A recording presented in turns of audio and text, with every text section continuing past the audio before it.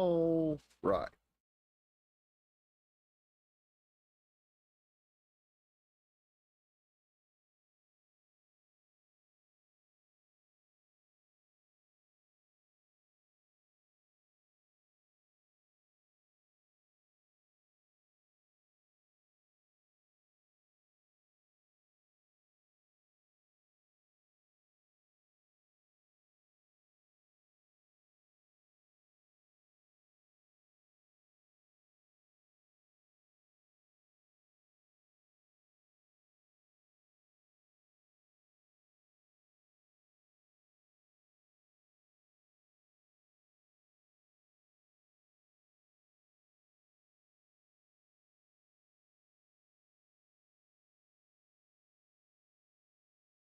All right. Let's see here. Let's move this here. That there. Let's blow this shit up again.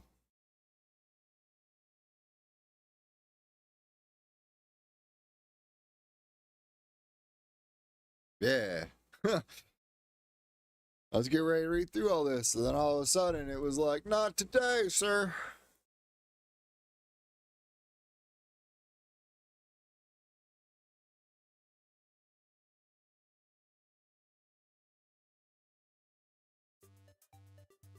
Oh, I have no speakers.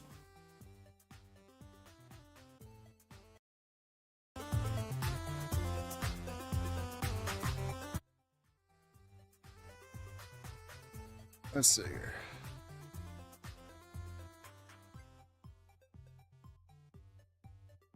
All right. How loud is that music? Is it too loud?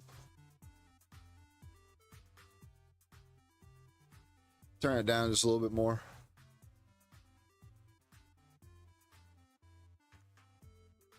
Do, do, do, do, do.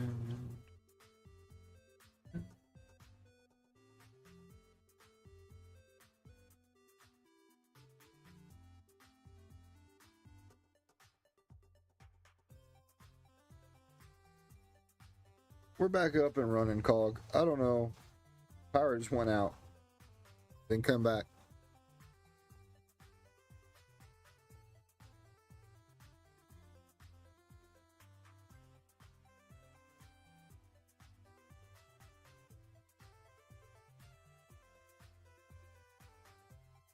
All right, cool.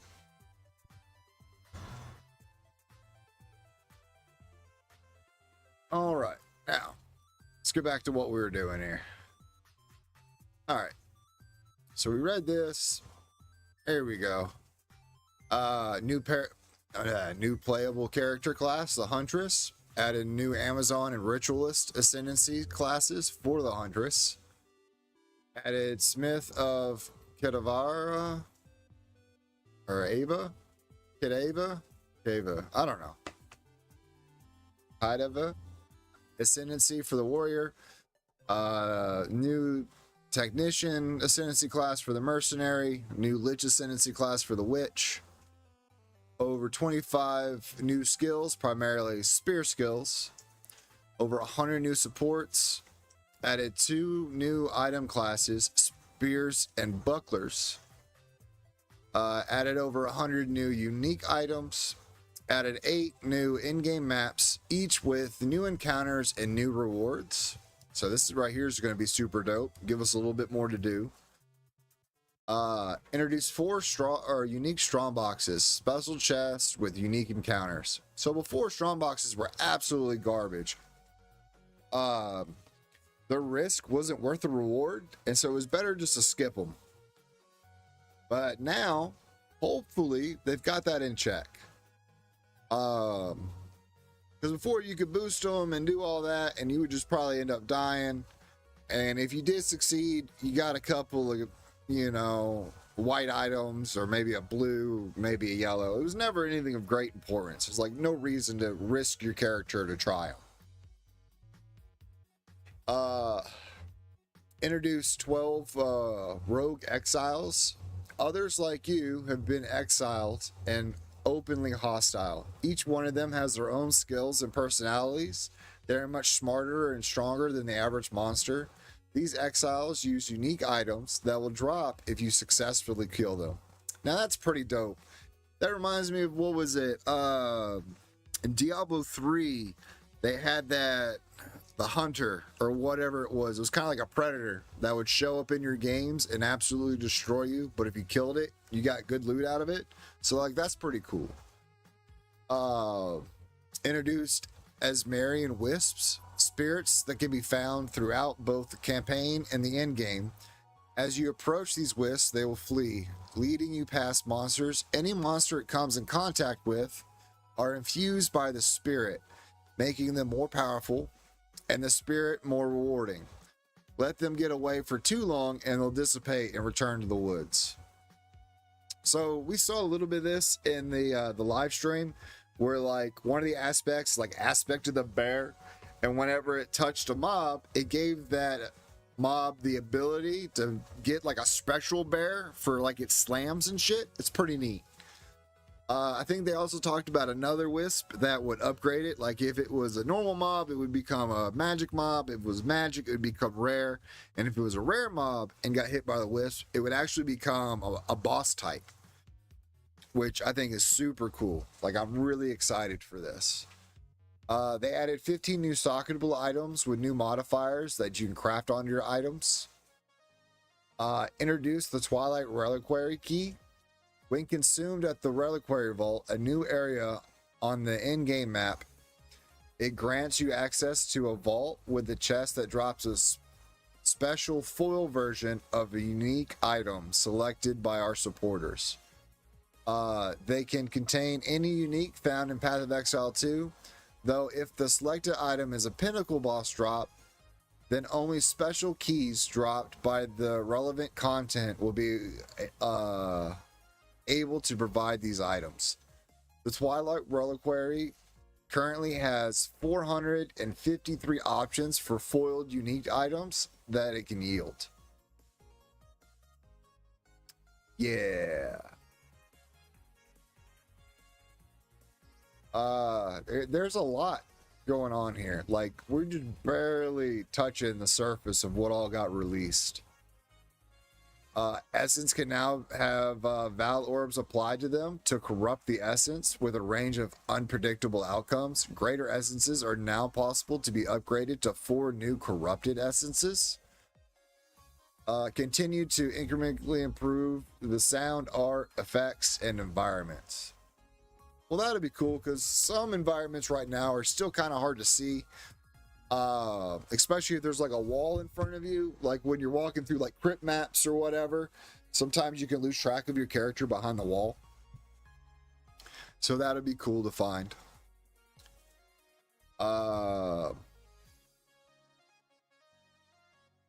Bosses for each faction have been added, now appear in the Corrupted Nexus. Oh, maybe I should read what the Corrupted Nexus is. Areas of corruption on the Atlas now have a central corrupted nexus that is the source of the affliction. In the areas leading to the nexus, corruption will spill out from the slain enemies and amalgamate into powerful monsters. Upon reaching the nexus, you begin the task of cleansing the source of corruption. Complete this task and receive crystalline shards that you can use to obtain Atlas passive skills. Additional corruption monsters factions have been introduced. Corruption monsters have had their visuals and animations improved. Their skills have also been rebalanced. Corruption areas no longer implicitly have the +1 to area level, but now are much more likely to have modifiers. And the modifiers can be more powerful. Some new corruption modifiers have been added.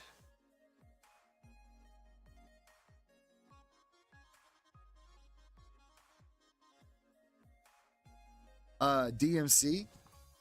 What is that exactly? I watch a lot of anime, but I'm not sure what DMC is. You'll have to explain. And no, you're fine to interrupt, dude.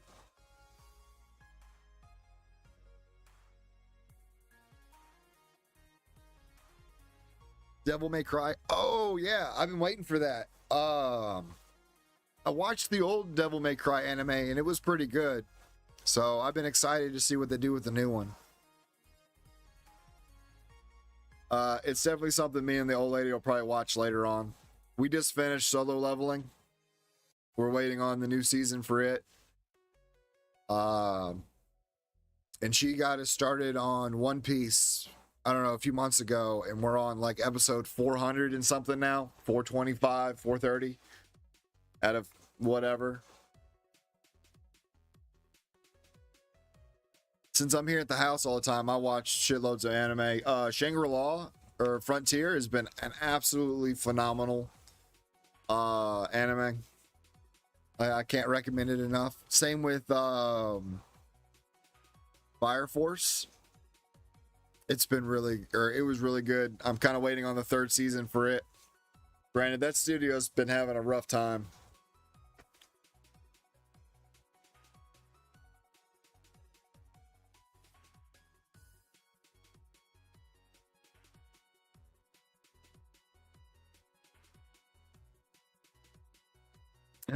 I heard that. Yeah, I started playing Solo Leveling Arise, and then I lost interest in it really fast. But the anime was super clean. Let's see here. Where did we miss? Cleansing the Nexus will cause surrounding maps to become cleansed, which have their own sets of monsters and rewards, including newly introduced Fracturing Orb. Fracturing Orb fractures a random modifier on a rare item with at least 4 modifiers, locking it in place. In order to open a corrupted Nexus map, the waystone placed in the map device will need to have at least 4 modifiers. You can now respawn and return to a map if you die upon first entering the endgame. You will get up to 6 total attempts per map. As you add more modifiers to the waystone, the number of respawns go down. In parties, everyone gets to respawn that number of times. You will be able to enter and exit your maps as much as you like, as long as you haven't died. The number of portals is representative to the number of revives you have during the map.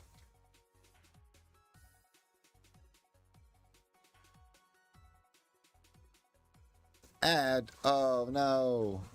I thought I had those turned off.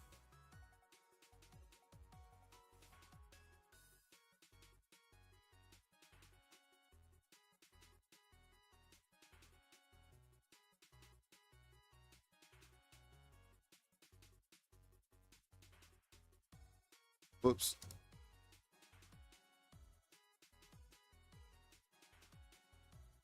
All right. As soon as that ad ends, we'll be able to keep going.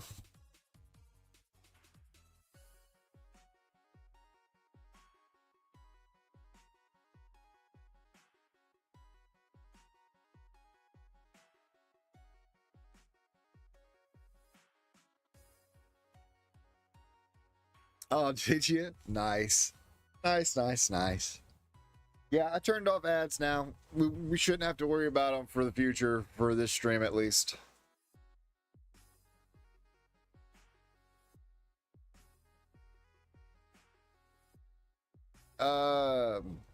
So this was something that was super nice, or it was kind of frustrating before. So if you died once, you couldn't go in the map. But if you went in and out of the portals, your portals would go away too. So like say you had a boatload of loot on the ground that you wanted to go through, you had to be very strategic about what you picked up and what you didn't pick up, because you couldn't grab everything on the map, because you were limited by having 6 portals. So you could only grab what you could carry up until you come out so many times. And if you're playing with people, it was kind of even worse, because say you're playing with 3 people, 3 of your portals were gone instantly. And so now that they're basing it on revives, as long as you don't die, you get to keep the same number of portals and you get to come in and out respectively. That's a good change. I think that's a good quality of life that we've needed.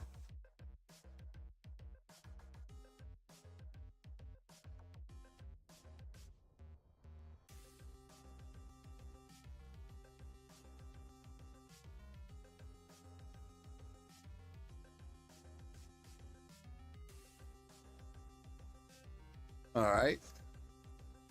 Uh, Once you start a boss fight, the respawning system will change to require the map owner to collectively respawn the entire party. This is so that you must still kill the boss from full life. So they're gonna give us like the one-shot thing where you have to do it in one go, and if not, you've got to redo it from the start. That's all right. I think we're good with that. If you decide to rush to the map boss without interacting with any of the other map content and then die, you will respawn at the boss checkpoint. And only the map boss will be present. All other monsters and content will be removed. This prevents the cases where players would be able to farm multiple copies of the same rewards by dying on purpose. Which, I mean, that makes sense. Say you clear out everything and then you die, and then you want to clear it out all again. Say you've got a pretty juicy map that you're working with. I could see that being a thing. The number of towers on the Atlas has been reduced dramatically, but each one is now more powerful. Powerful. All right. So tablets, except for Overseer tablets, inherently add twice as many mechanics to towers. Using higher tier waystones in towers now also increases the number of mechanics applied to the tablets. By tier 15, the bonus is doubled, allowing a single tablet to now add 4 times as many things as before. So like, I'm pretty down with that. Instead of having to like strategically do 5 towers and be like, all right, I want this one to have a boss one. I need this one to be corrupted. I need this one to give fucking more to breach or whatever. Now we can have one tablet do all 4. That's pretty dope. Come on, Wing Dog, get in your chair. Come on, big jump. Murph, if you want, here, get in this chair. There you go. That's my boy. I'm getting mugged. All right. What else do we got here? The number of maps affected by tablets has been doubled on average, and now also scales based on map tier. Killing rare monsters required for map completion no longer has a chance to grant monster modifiers to the remaining rare monsters. All right. The number of tablets average now spawn extra content. Tower maps can now spawn with all extra content mechanics, including bosses. That's pretty dope. I'm pretty happy about that. Getting an extra boss on towers, making them more useful and making them more in line with actual maps seems pretty cool. Maybe we'll get some sort of like ascendancy or something. Not ascendancy, but a passive tree that increases our modifiers for the towers. I think that would be pretty cool too. Increase the chances of rare monsters to have 3 or 4 modifiers in maps. No, this means they drop more items. Yeah, because in PoE 2, I think it goes by you get like an extra 10% chance or something per modifier for magic and rarity. So that'll be pretty dope as well. Let's see here. I keep losing my spot every time I close my eyes. There's just so much shit here to go through. Like, this is just, it's like never ending. Well, at least these bug fixes, we won't have to read all of them.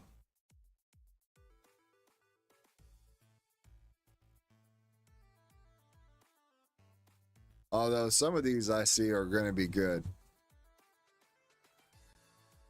They fixed something here with Infernalist. Wait, what? Fixed a bug where canceling the skill with Infernalist Pyromatic Pack Ascendancy would still cause the player to gain an Eternal Flame. Oh, neat. Something we don't use.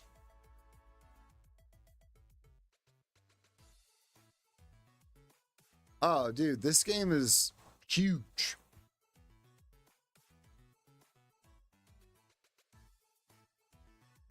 Absolutely huge.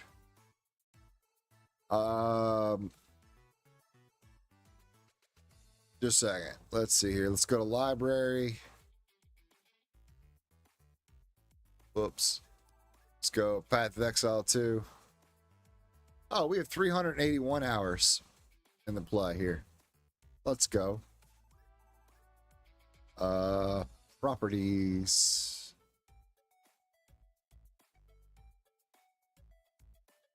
So it's 87 gigs to download. I guess I should have asked if you were going to be able to download it, but I'm sure you can make room.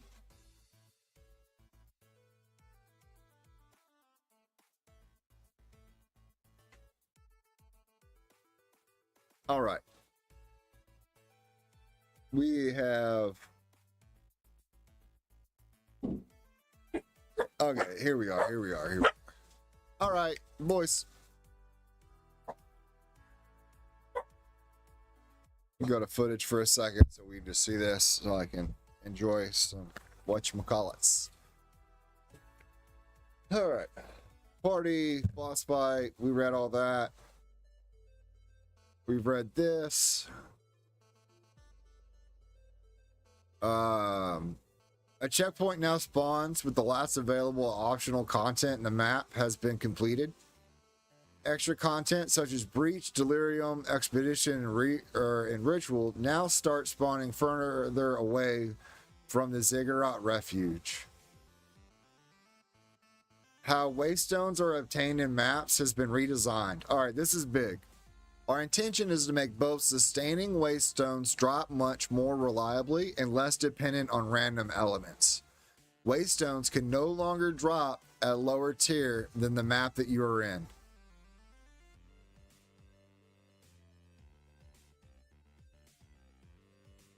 Oh, I heard that, Silk.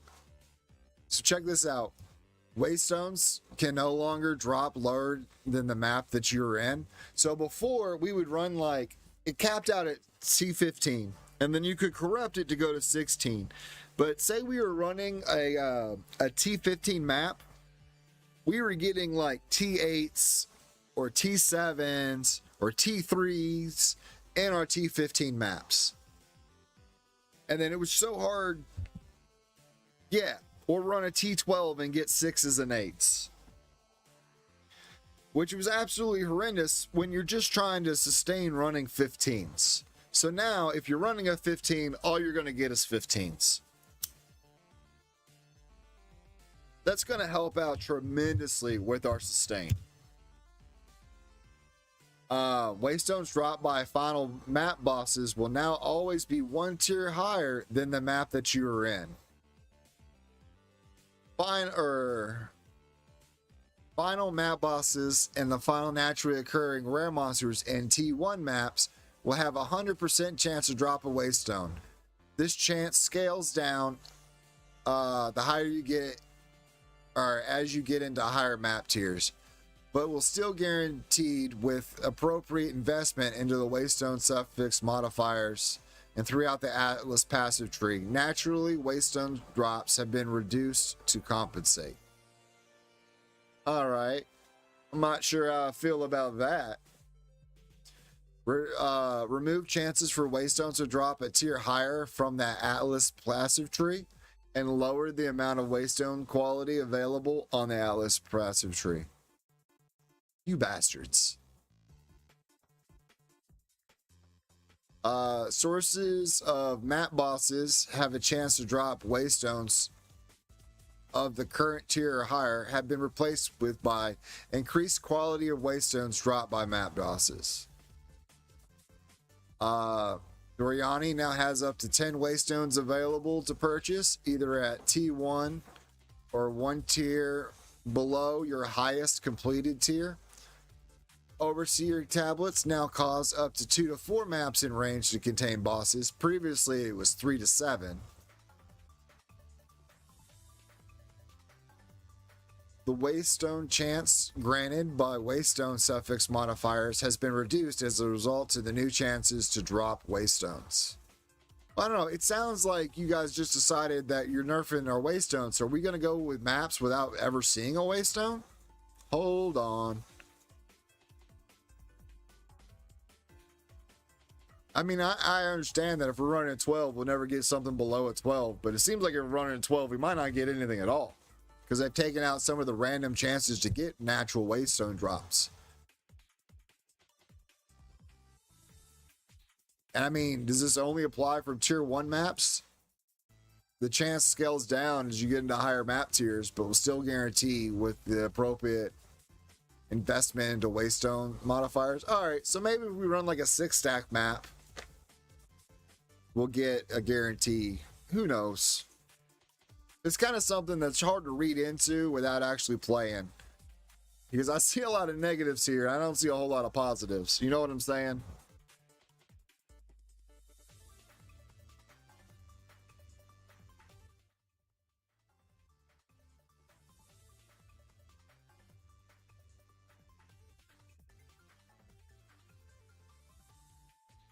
All right, let's move on down from that. The Waystone chance guaranteed by the Waystone suffix modifiers has been reduced as a result of the new chances to drop Waystones. Unidentified Waystones now provide 30% increased Waystone drop chance instead of 30% increased quality or quantity.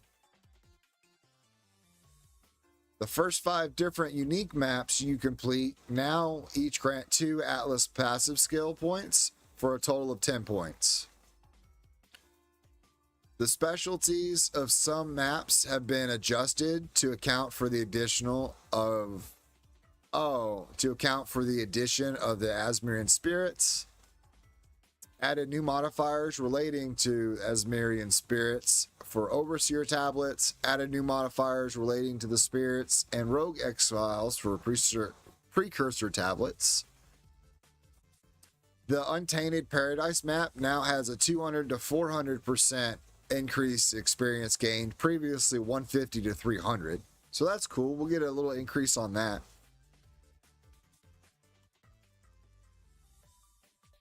Yeah, that's kind of what I was thinking, Silk. It seems like the higher up makes it harder to farm. But I mean, that was our whole thing, is we were trying to sustain higher up, and we were just getting a bunch of low tier maps. So hopefully with the change, we'll be okay. Like, I figure if I can go 1 for 1 on a map, like if I put in a 15 and I can get a 15 out of it, just so I can keep running, I'm good with. Like, that makes a lot of sense to me. But if I've got to run 4 maps to get a 15, then we're going to run into the same issue of not being able to sustain.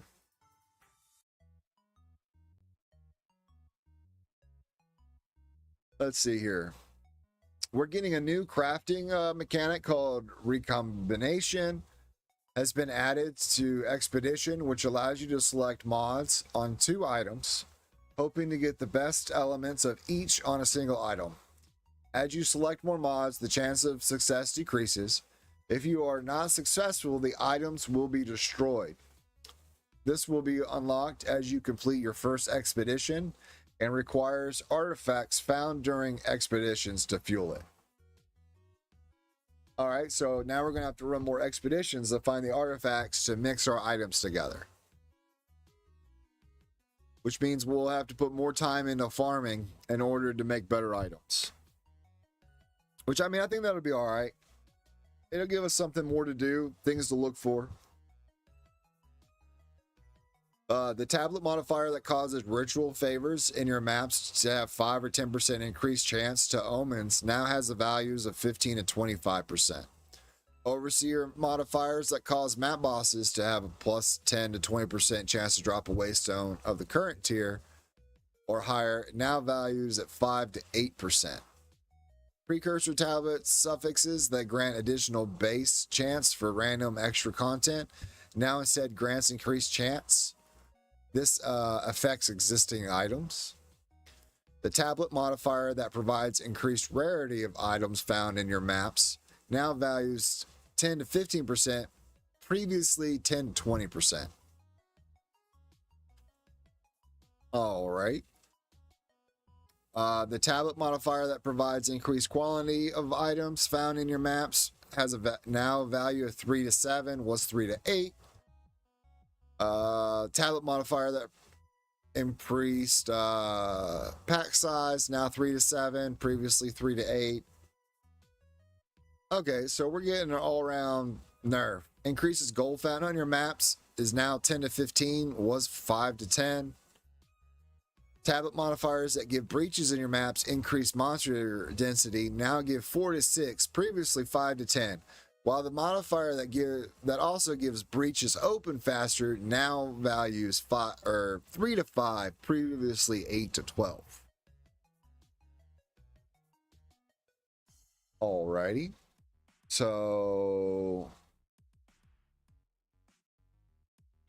the breach isn't going to open as fast, and it has less density than it had before. Because breach was the one to farm. Like, if you wanted to get a lot of good currency and good items, breach maps were the maps to go, because you could get a really large amount of monster density out of doing it, where like you're just constantly going, and then your whole map is like filled with items. What else? Are we out of tablet modifiers now? The tablet modifier for rare monsters having an additional modifier can no longer roll. The modifier in Simulacrum for rare monsters having an additional modifier no longer appears.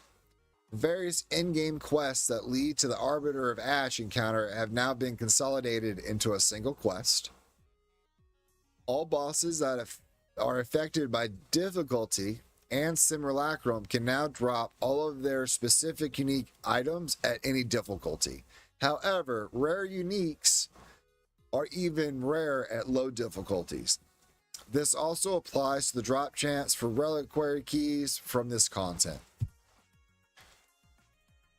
Pinnacle boss content now take roughly half the amount of time to unlock compared to before. In addition, Pinnacle bosses have been made much easier at difficulty 0 as well.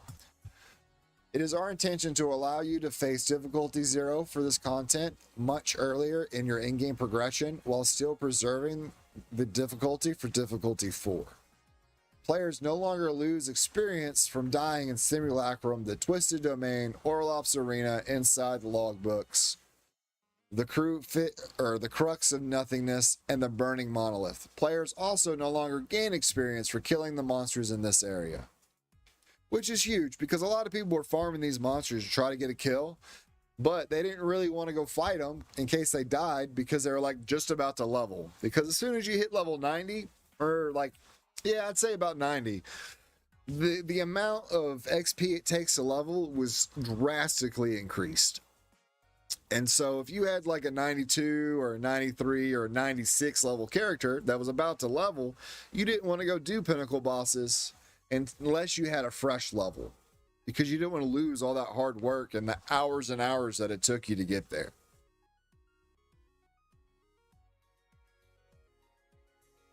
Let's see, what else we got? Reduce the power of notables on the league specific Atlas passive trees for acquiring logbooks, breach splinters, Simulacrum splinters, and the audience with a king. Move the location of the stash in Simulacrum to make it harder to accidentally start the encounter when trying to open the stash. Delirium encounters and maps now reward one Simulacrum splinter each time a reward type is filled. Simulacrum splinters can now be obtained through Delirium encounters in all map tiers, with the amount scaling up per map tier. Well, that'll be nice, so we can at least get some more stuff out of it. Because getting your splinters and stuff was kind of aggravating, because you would do it and you get like 3 splinters and you're like, well, I need 300 to make a thing to get my points to go do this boss. So you're farming forever trying to do it, or you would try and buy them, and then they just got more and more expensive to buy as time went on. The number of monsters spawned from Breach has been reduced. That makes me sad that they've nerfed breaches.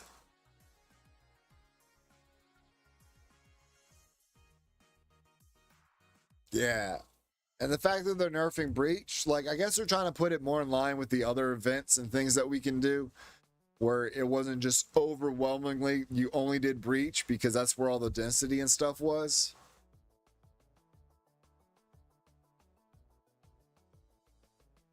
It might be to help crashing, but I think it's also to stop people that are running around with like 900 magic find with those gloves that, you know, whenever someone else killed something, it counted as you killing it, and they're walking around with 30 and 40 divs just because I ran one breach map.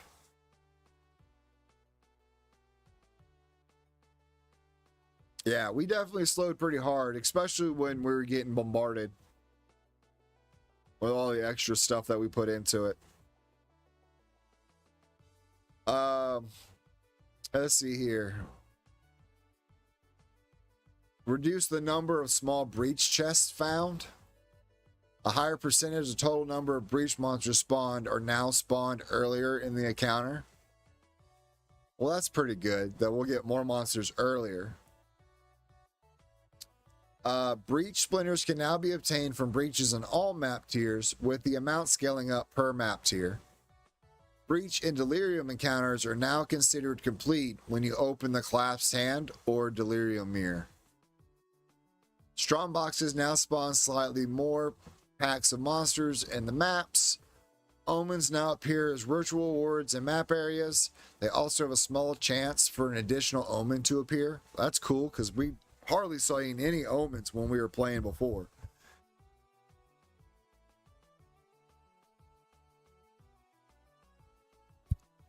The vendors in the Ziggurat Refuge and those in your hideout now correctly have level 65 items available, rather than one having level 60 items and the other having level 70 items.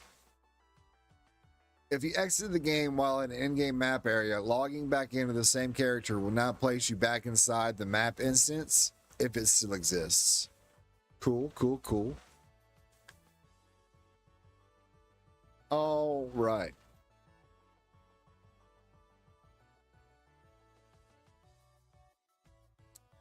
Added support for Asmarian Spirits and Rogue Exiles to the passive tree. Added more notable passives and reworked some existing ones to make the available choices more interesting. The Deadly Evolution Atlas Keystone has been replaced by a new keystone called Ecological Shift, which causes your maps to have 40% more chance to contain a random extra content and 20% chance less number of monster packs in your maps. I don't like that. I want all the monsters in my maps. You're taking 20% of my stuff away for just a chance to have a random encounter? I don't know.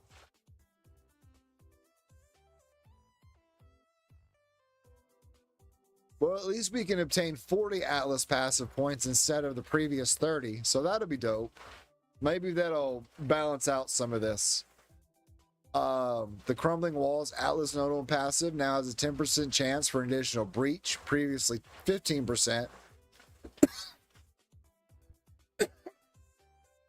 50% chance for 3 additional breaches, previously 5%.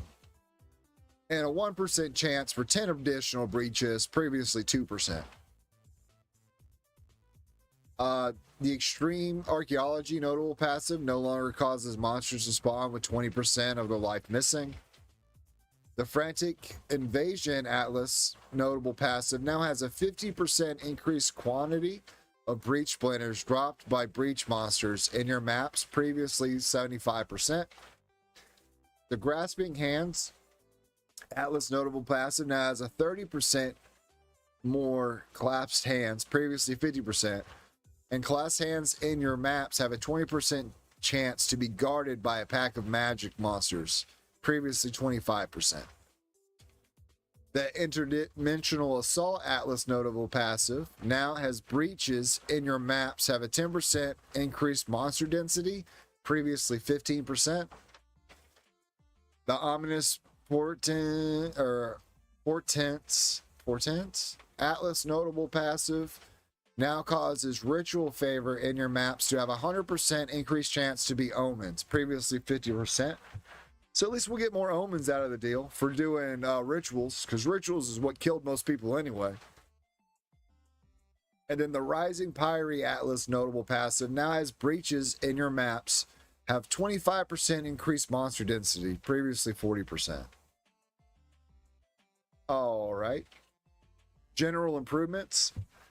All right. In order to work around a common crash that was occurring on NVIDIA hardware with recent drivers, the game can now recover from device removed events.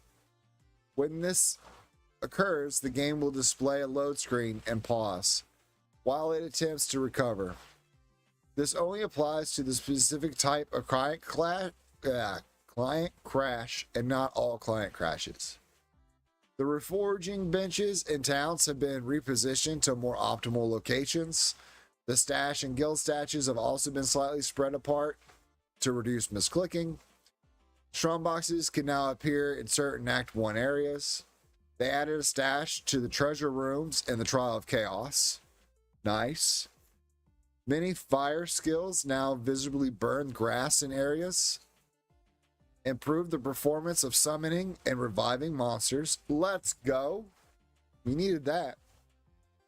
Maybe they're not as dumb and they don't get stuck on the walls as they're trying to go through openings.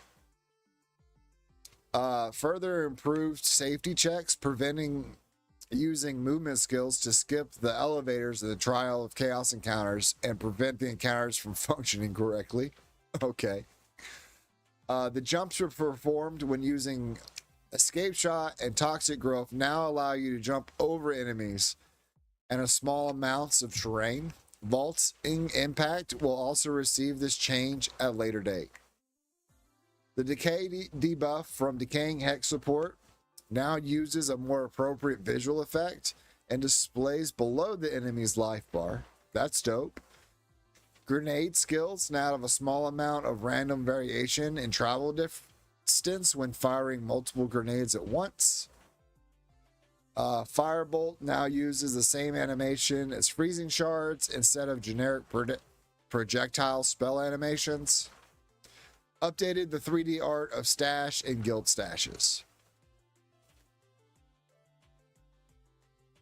Oh, player changes. Characters are now required to be at least level 25 to enter cruel difficulty areas and level 50 to enter in-game areas.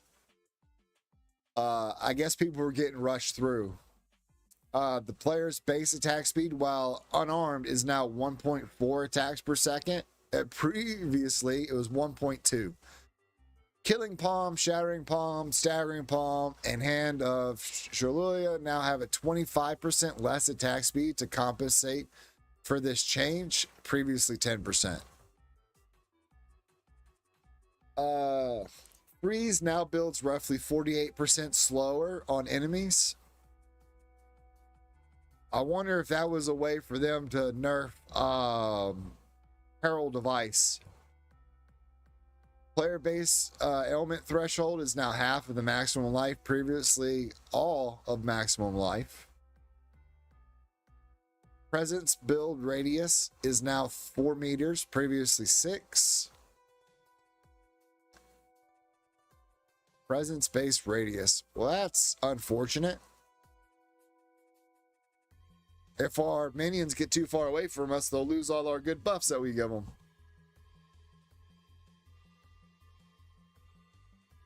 Monster modifiers stolen from rare monsters such as Behead support have had the effect they provide to players adjusted to be more appropriate. The cruel versions of Candlemas Essence now provides 5% increased life, previously 8%. The Worn Sandals Trial of Secamus Affliction now grants 30% less movement speed if you've been hit by an enemy. Previously, it was 25% reduced. Blocking a hit by raising your shield or parry now gives you a chance to avoid accumulating heavy stun buildup equal to the chance you would have otherwise had to evade the hit. That's pretty dope. Unified stun mechanic and terminology between players and monsters. The stagger that players suffer when blocking too much damage with their shield raised is now a heavy stun. Players are still unable to be heavy stunned unless a mechanic specifically states otherwise. Whew. Man, I haven't read this much in years. It's killing me. Or at least I haven't read it talked out as much. All right. Players can no longer be light stunned while their shield is raised. Dope. Modifiers to curse effects have been changed to instead apply to curse magnitude.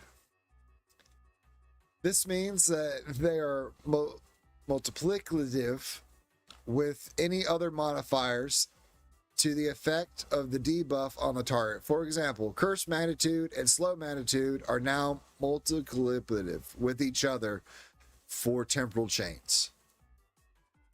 Does that mean they work off of each other and then they both apply their thing?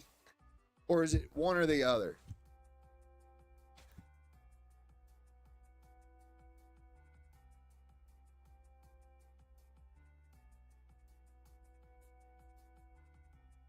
Player creative objects such as ice crystals no longer have a monster power value. Ice crystals can no longer apply on-kill effects such as Herald of Ash and Trample Toes Overkill.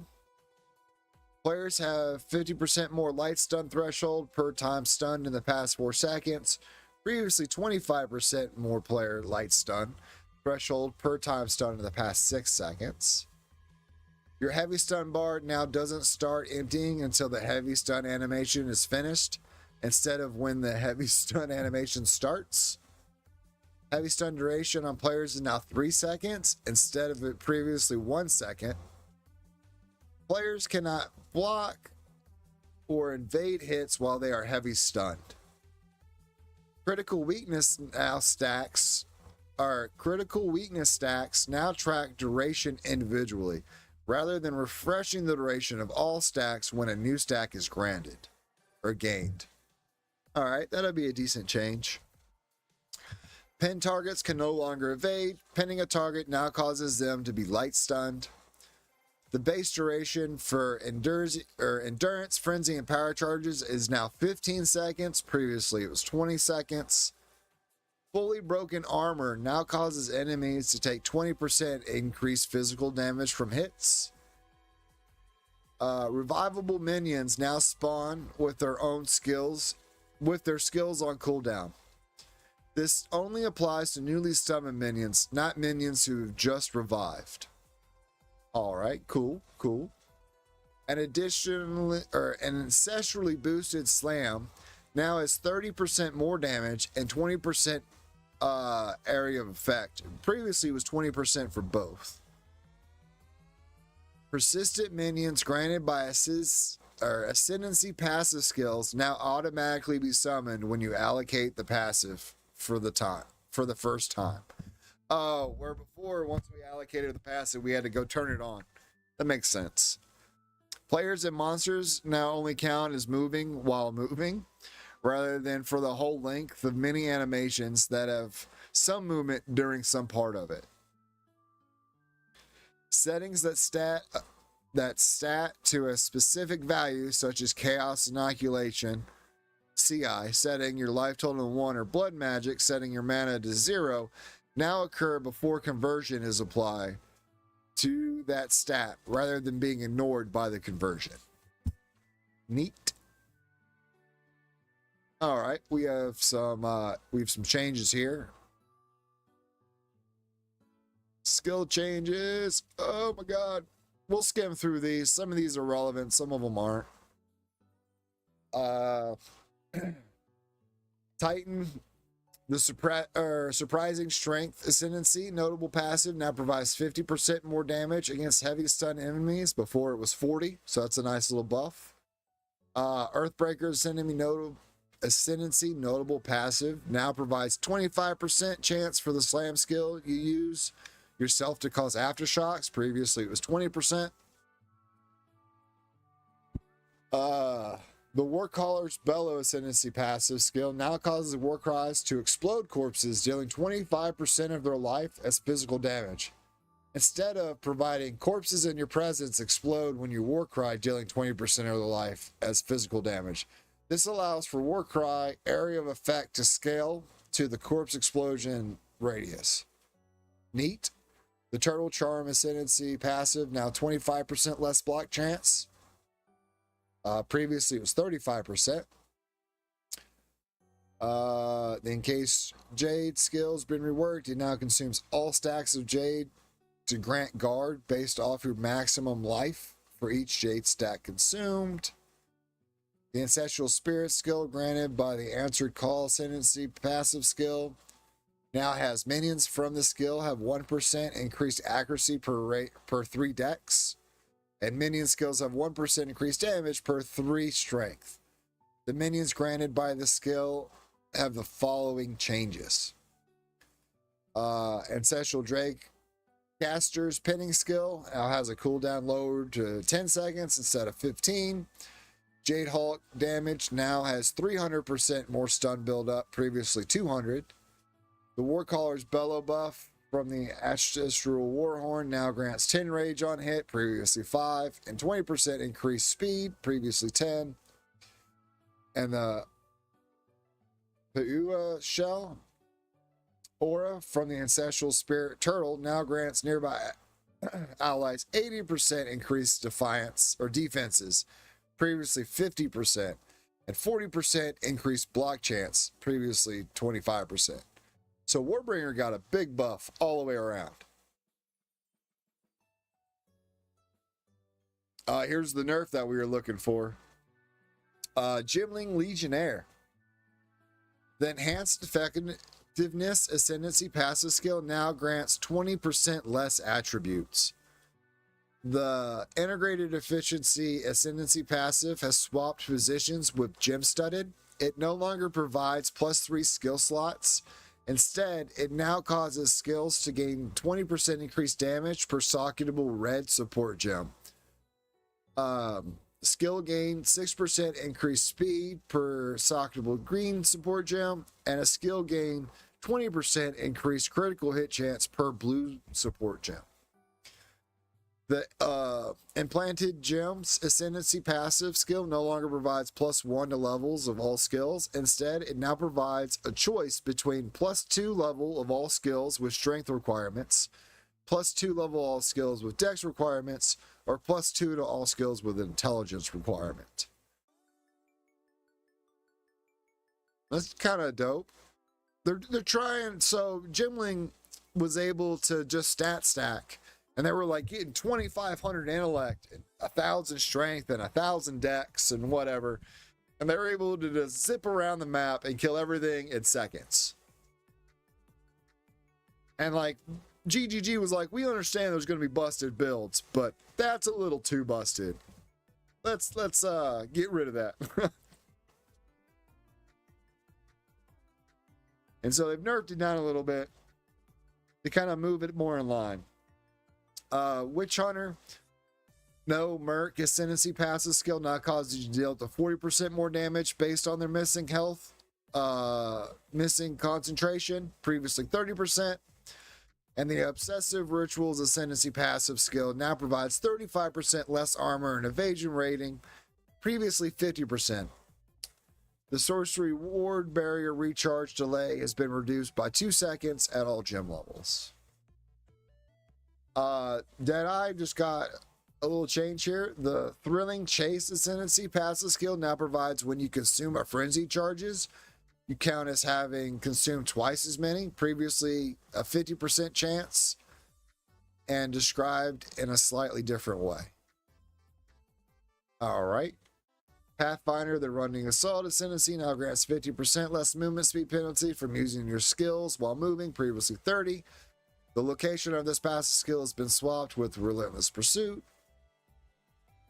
The Connected Chemistry Ascendancy passive has been removed. Enduring Elixirs no longer has a prerequisite.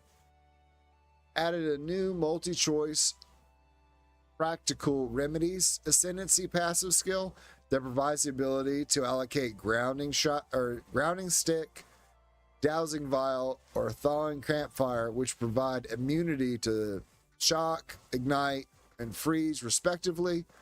Added a new Sustainable Practices Ascendancy passive skill that provides 30% of evasion rating as grants elemental damage reduction. Requires Practical Remedies. Neat.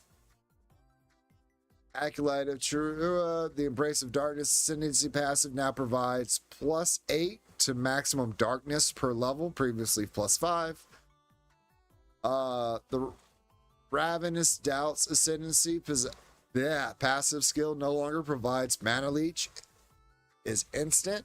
Instead, it now provides Mana Leech, recovers based on other damage types as well as physical damage. Now that's cool, because right now Leech is kind of garbage in the game where it only works off physical damage. To be able to leech off of other damage types, like, because a lot of our times we convert our physical damage into cold, fire, or lightning, and so leech wasn't used at all. But now, with at least this ascendancy, you'll be able to leech off of every type of damage, chaos, and other types as well. So that's going to be a big change for this. Honor lost during the Trial of Sekhmet is now taken before the Acolyte Trua's Darkness. All right.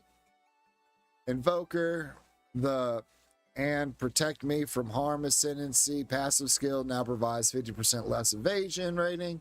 It was 40%.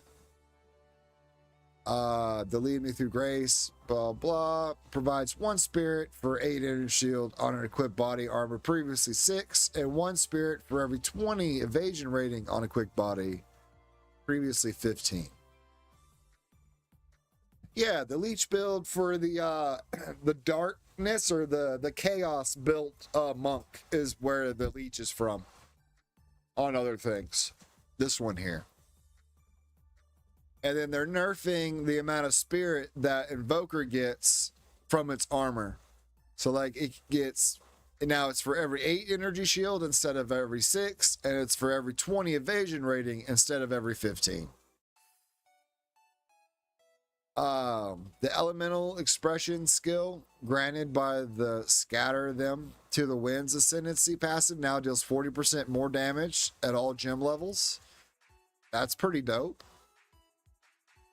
Because, I mean, with the changes to Herald, which I'm pretty sure we'll get to here in a second, because that's what I really care about, is the Herald change and the change for Grim Feast. We'll be able to see, because I'm hoping that with them giving 40% more damage for more gem levels for the Invoker, this is something to do with them nerfing the Heralds. Blood Mage, the Blood Barb's Ascendancy passive no longer provides 10% of damage gained as extra physical. It now causes bleeding you inflict on cursed targets to be aggravated. Added a new Between the Cracks Ascendancy passive that causes critical hits to ignore monster armor, requires Sanguinancy. Alright, here's what everyone's been playing. Everyone's been playing the Infernalist. Let's see how they nerfed it.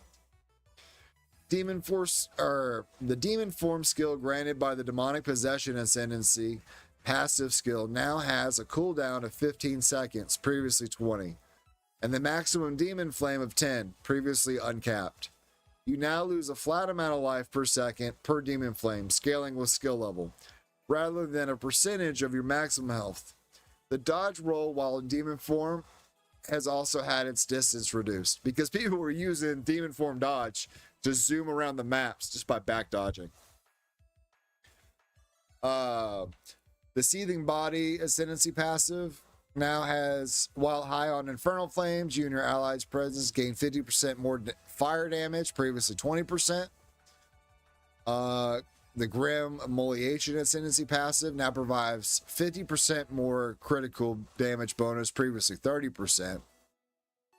The Pyromantic Pack Ascendancy causes 50% of internal flames to be lost per second if none is gained in the last 2 seconds, previously 10%.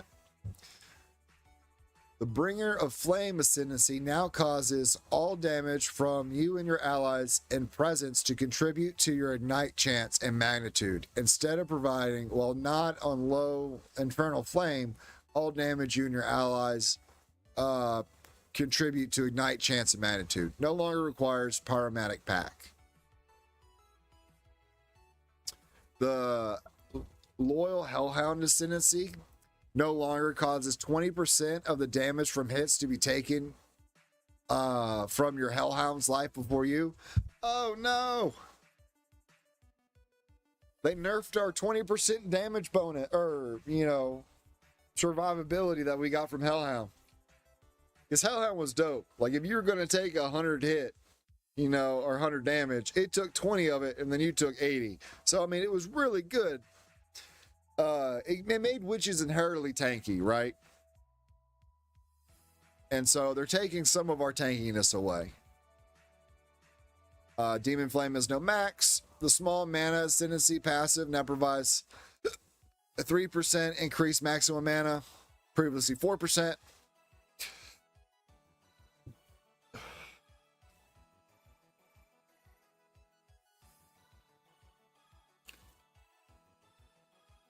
After allocating the Pyromantic Pack Ascendancy passive skills, you will now have at least one maximum Infernal Flame, even with 100% reduced maximum mana. Using Blink while in demon form now plays the appropriate animation, landing a Blink. Yeah. The Loyal Hellhound Ascendancy kind of hurts. The rest of this is okay. I mean, we didn't really use it for when we went Infernalist minions. But this one definitely hurts our soul. Yeah, dude. The way that they've changed this, like anything that we knew prior to this patch just needs to be thrown away.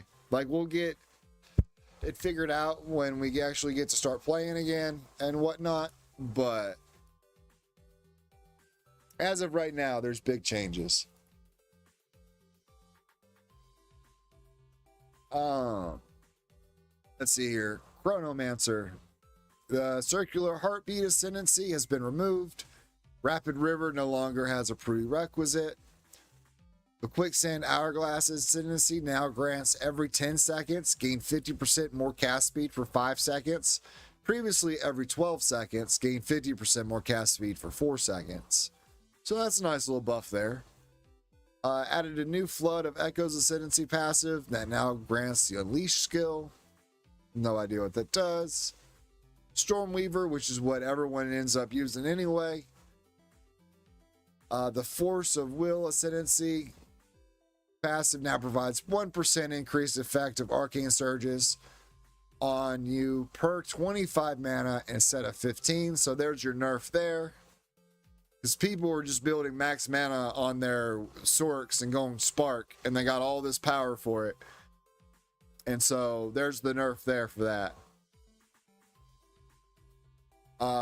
The Scouring Winds ascendancy passive now causes exposure you inflict to lower the effective resistance by an additional 12%, previously 20. Oof. The Strike Twice ascendancy notable passive no longer provides 50% less shock duration. Instead, it now provides 25% less magnitude of the shock you inflict. That's kind of a big change because magnitude, what it does is it affects the power level of your skills. The more magnitude you have, the more effect that you get out of the skill that you're using. Essentially. The Small Mana Ascendancy passive skill no longer provides 4% increased maximum mana. It will now provide 12% increased mana regeneration rate, which that goes hand in hand with the nerf up here of the 25 maximum mana, the previous 7 or 15. All right, passive tree changes, fairy clusters, bleed, a new quiver related cluster. Pretty neat, pretty neat.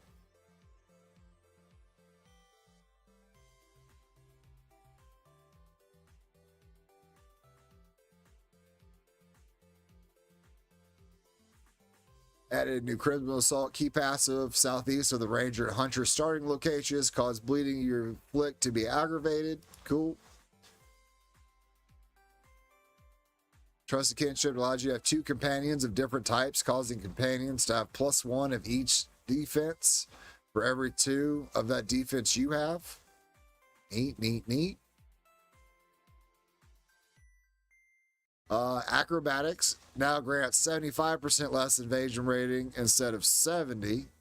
So there's a little nerf there by 5%, making it harder to cap out after you get acrobatics. And really with acrobatics, unless you were like way up there, it was kind of a rough ability to use because everything, like you had to go so far into evasion rating just to make this worthwhile. But it did allow you to dodge abilities that you wouldn't previously be able to dodge. The Eldritch Battery Keystone passive, now additionally property of the double mana cost, the doubles mana cost.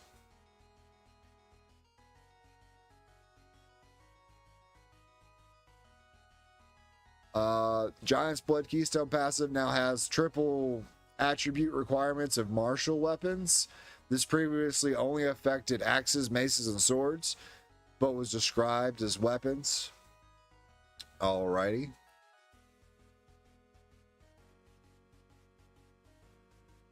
Oh, sweet. Cat-like agility now gives us 40% increased evasion rating if we dodge rolled recently. So that's a 15% increase. It was 25% before. Cool. Mana Blessing, no longer 5% increased mana, now provides 20% increased regeneration. Equal to 50%, not previously 100%. All right, the Master Fletching, here we go. So this is a nerf, maybe. The Master Fletching notable passive skill now provides 20% increased bonuses gained from equipped quiver, previously 30%. The two small passive skills prior now have 6% of the previous 10%, while the two passive skills after now provide 20% increased chance to inflict elements with projectiles or a 15% increased projectile stun buildup. Well, that kind of sucks. That 10%, so I mean, it's really only a 4% loss, so maybe it'll be okay.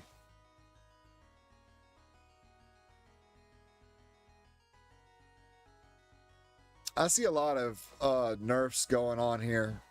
8% increased maximum mana instead of 12%. 7% increased attributes instead of 10%.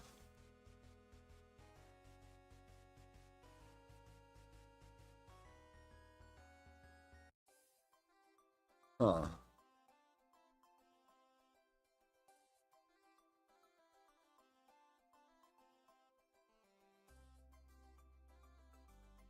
The small attack damage with nearby ally passive skills and the Killer Instinct cluster has been replaced with another small passive, providing 10% increased attack damage. Cool. Small passive skills with previously 8% increased effects from auras from your aura skills now have the values of 5%. Notable passives provide 20% increased effect from auras, now have 12%. So yeah, we're getting nerfed quite a bit here. I don't really like us getting extra mana. They want to change a lot of it to what is it? To mana regen, it looks like. And then anywhere we did have increased mana, they're dropping it down 4% to try and take out some of these mana builds.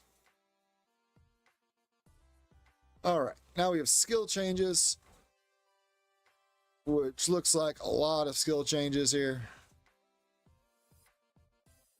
We'll try and skim through these. Many skills have had their base damage or damage growth per level rebalanced. Most of these changes are not specifically mentioned below, as the changes are too widespread. The mana cost for all attacks, marks, and war cries have been reduced, most notably at higher gem levels. Well, that's dope. Adjusted minion damage and life scaling. General damage in life is the same as early game, but lower than before at higher levels, especially past gem level 20. Adjust the target life threshold for Skeleton Arsonist's explosive demise skill according with the life scaling changes. Ooh. Adjusted the cleric's life healing scaling accordingly. Are they just going after minion builds here? Oh, it's painful. Not so much the explosive demise. It was a skill that we kind of used. It was whatever. It allowed you to blow up something that had low health. But to adjust the cleric's healing, generally you would run like 2 clerics, 3 clerics to take care of your whole team. And now I got a feeling we're going to have to run more. Arc no longer deals more damage for the remaining chain, and chain 6 to 8 times at gem levels 5 to 20, previously 2 to 5 times. Quality now provides 2% more damage for each remaining chain, previously 0.5. Archmage now causes non-channeling spells to gain 3% damage as lightning damage for a maximum of 100. Lightning damage for each 100 maximum mana you have at all gem levels. Previously 5 to 6 at gem levels 14 to 20.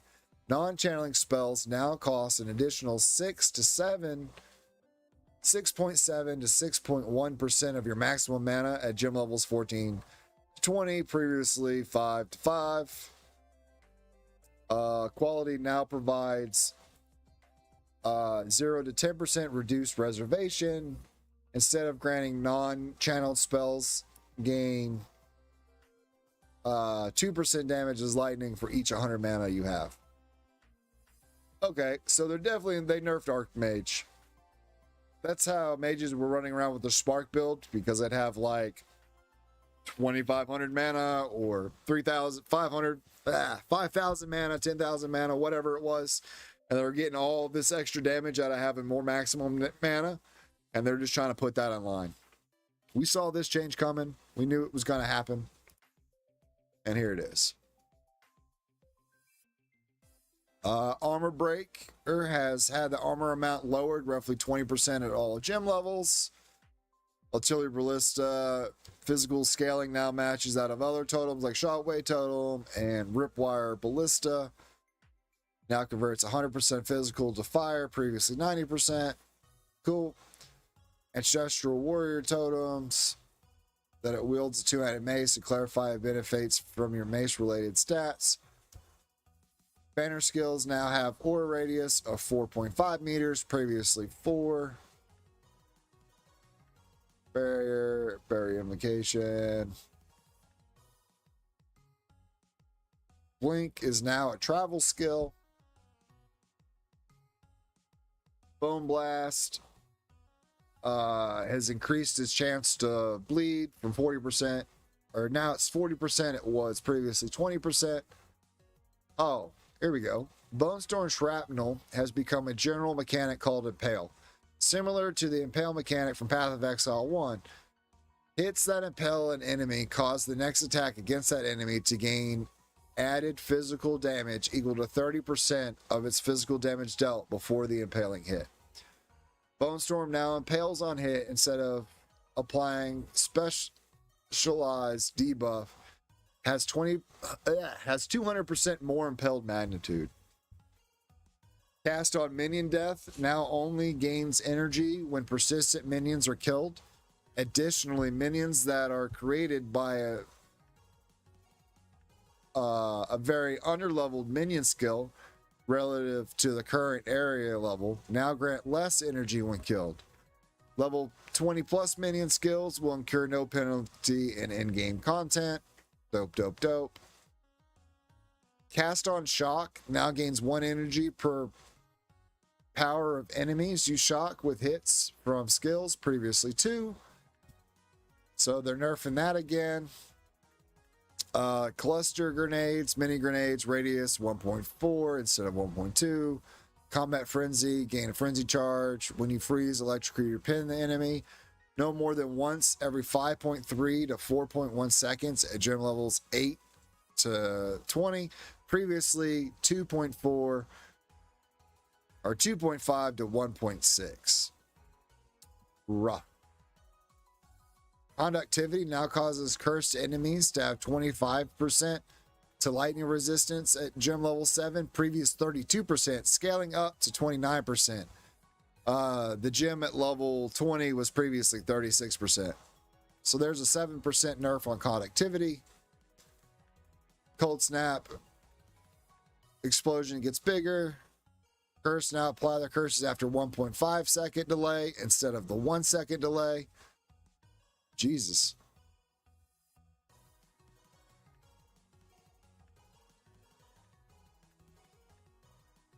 Crit chance 7% instead of 11 on Dark Effigy. An impact radius of 1.2 meters, previously 1.8.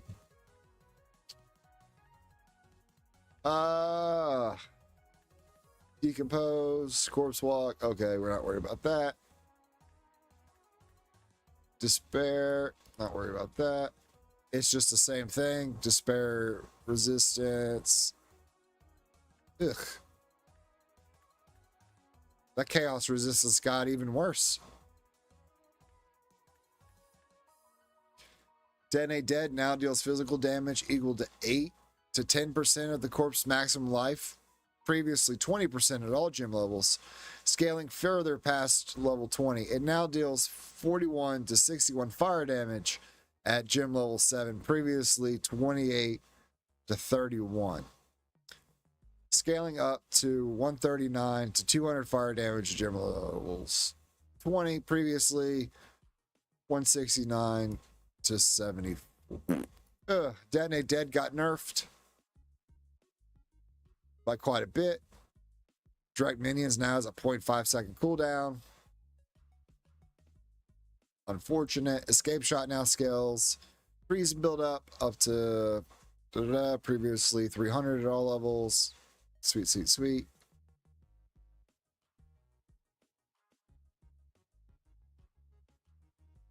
So there's big changes all the way around. I'm looking through here. I'm trying to find our... All right, right here, Grim Feast. Grim Feast can no longer be engraved in the gym cutting menu.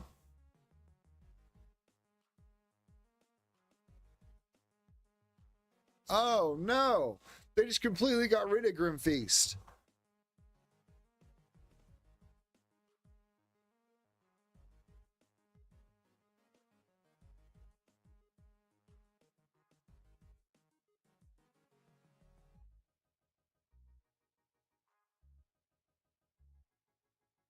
Like, what are we supposed to do here? Oh my gosh, that is absolutely horrendous. It was one of the best survival nodes in the whole game. And they're just like, no, we're done with it.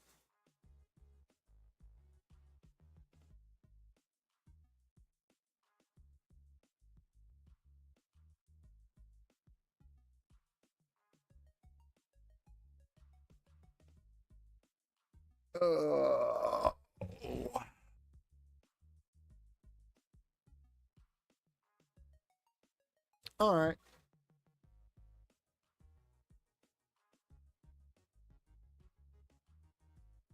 Well, that is unfortunate.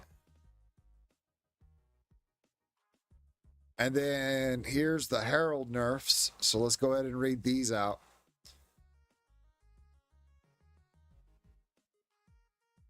Herald skills with attack hits now properly state their hits cannot be evaded. This is not a functional change, just a descriptive one. Herald of Ash explosion radius is now 1.2 meters, previously 1. Herald of Ash quality now provides an additional 0 to 5% of overkill damage contribute based of ignite damage instead of the previous ignites surrounding enemies if overkill damage was at least 0 to 2% of the enemy's max health. Benefit that was a benefit that was actively detrimental. Cool. Herald of Ice explosion radius is now 1.6 meters, previously 1.8. Herald of Plague now requires a martial weapon, making it consistent with the weapon restrictions of the other Herald skills. Herald of Thunder bolt impact radius is now 1.4 meters, previously it was 1.6. So that's not, these two changes here aren't that bad.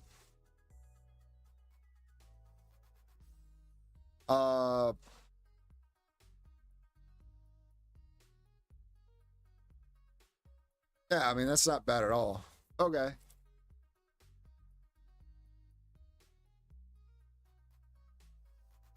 All right.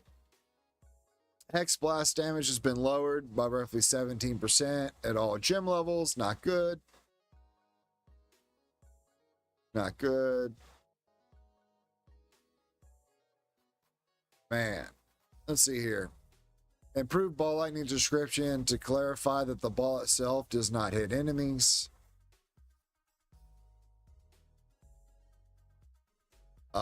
Improved skeletal cleric behavior to reduce cases where they would run at enemies and attempt to attack them.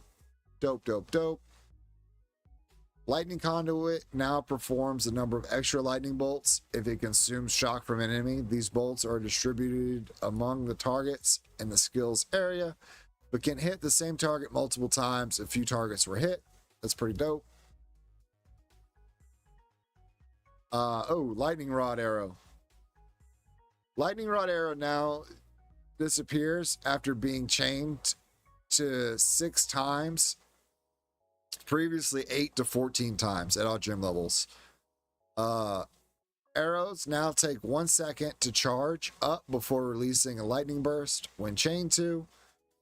Lightning arrows that chain to lightning rod arrows cause the pulse to happen instantaneously instead of needing to charge up.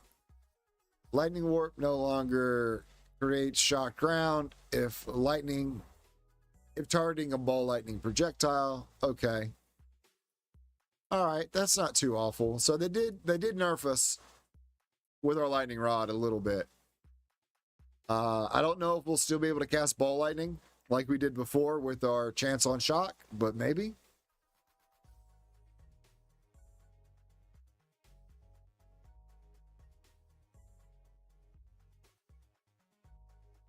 I guess we'll see. Raging Spirits now has a spirit duration of 5 seconds, previously 4, and a maximum of 2 spirits summoned per spell cast, previously 5. The description of Raging Spirits has now been updated to clear the trigger spells and will not summon spirits. Well, that's unfortunate.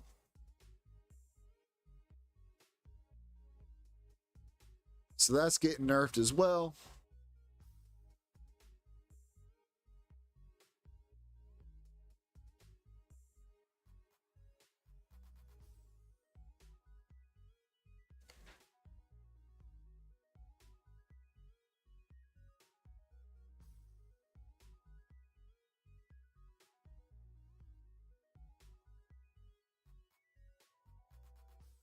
Skeleton Warriors can no longer be engraved in the gym cutting menu, as it was only provided as a stopgap until this functionality was implemented. Existing copies of Skeleton Warrior skill gems have been turned into Skeleton Sniper gems. The Skeleton Warrior skill granted by some scepters now allows you to summon additional skeletons by reserving spirit. In addition, the 2 free skeletons it grants automatically. Okay. So you're going to have to run the scepter in order to get Skeleton Warriors now. You won't just, they're not free anymore.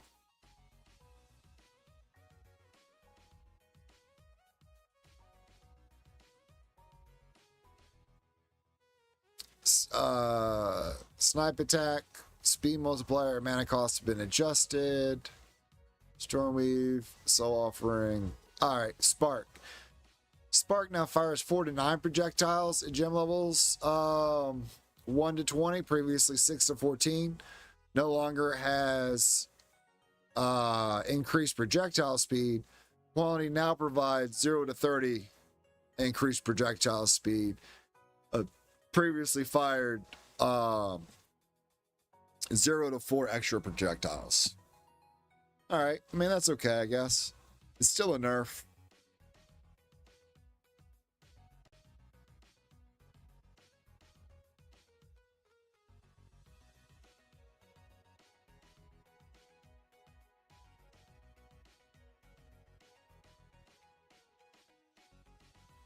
All right, cool. I'm not seeing anything here that's really all that big from that or from the rest of this. Wind Dancer now grants 10% more evasion rating per all stages. That's dope. and gains a stage at every 1.4 to 1.1 seconds at gem levels 4 to 20, previously 1.5 to 1.3. Gale Force now deals 53 to 163% of attack damage at gem levels 4 to 20, previously 40 to 125. Now uses the critical hit chance of your main hand weapon instead of having a baseline of 5% crit chance. Wind Dancer's stages are now consumed on being hit by an enemy instead of from a melee attack. Wind Dancer's stage gain timer is no longer interrupted when you're hit. Quality now provides 0 to 0.4 meters explosion radius, previously adds 1 to max stages. So that's pretty good. We run that on our whatchamacallits as well. And then there's some support changes. I don't think we want to read through all these. Unique item changes. Probably just adding a bunch of stuff here. Yeah. Oh, wait. Hang on. This one was important. Sustain unique helmet now has 10% of damage taken bypasses energy shield, previously 20 to 25%, and plus 60 to 100 maximum mana, previously 40 to 60. It now also gains 10 to 15% of maximum life as extra maximum energy shield, previously 25 to 30%. Existing versions of the item can be updated to the new values with a Divine Orb. Alrighty.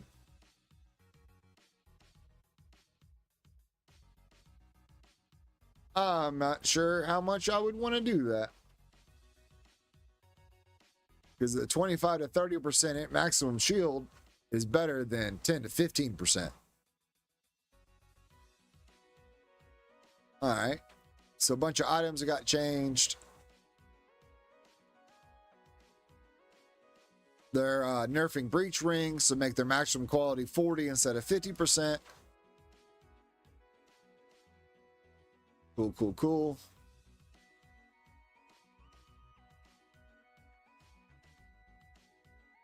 They're changing some monsters. Armor on all monsters is reduced by 30%. Cool, cool, cool.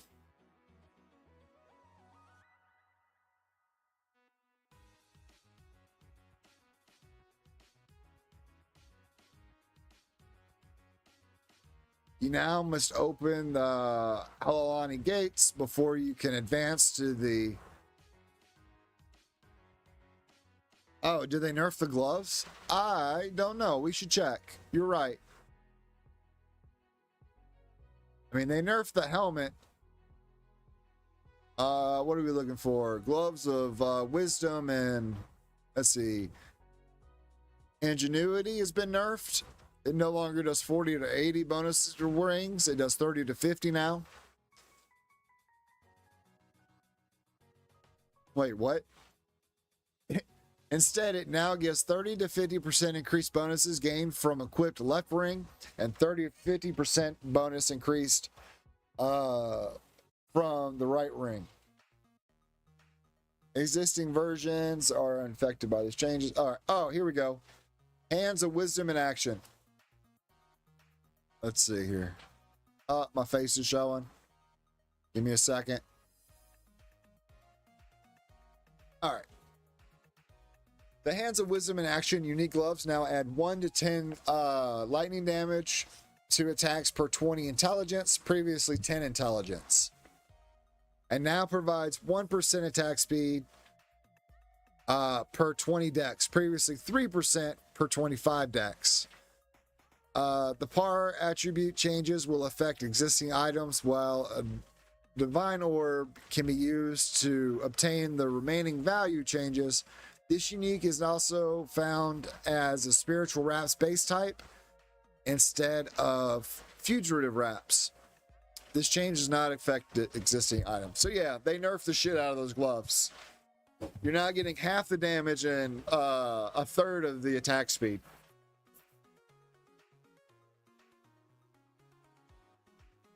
You're good, Silk. We're just going over these changes here. Nerfs, nerfs.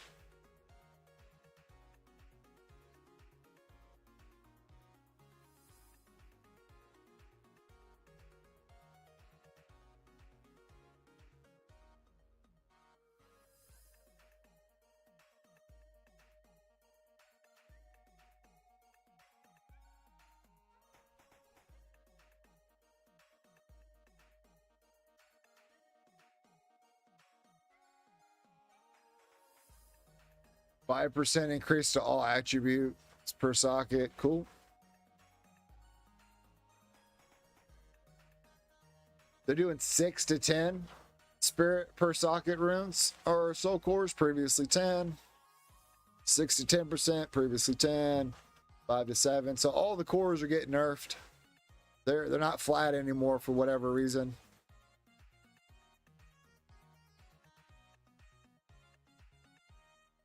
Oh no, they're breaking our shield. It no longer gives 50 spirit. It just gives 50% life. All right, so that shield's now dead to us. That was a shield that we used to get our spirit along with the chest piece for witches early on.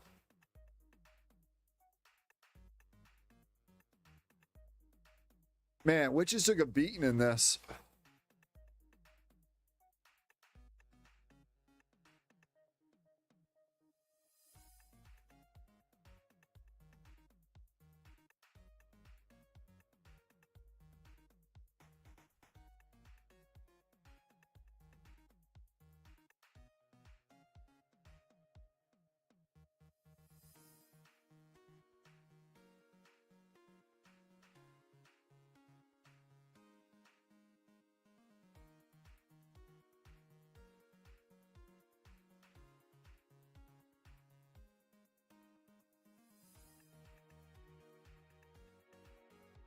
Hang on, I'm posting something to the Discords.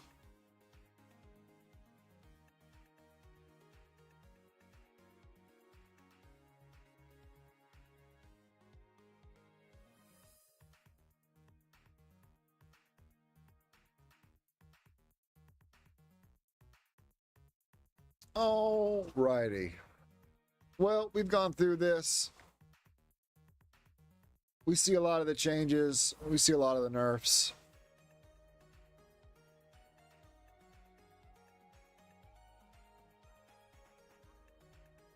Some bug fixes here.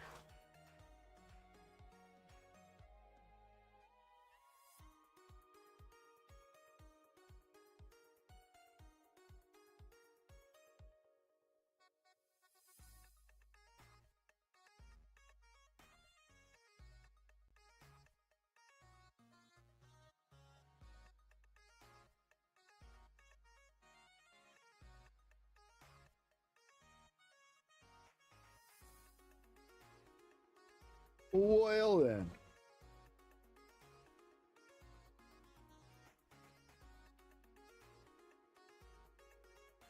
We'll post the patch notes in our Discord.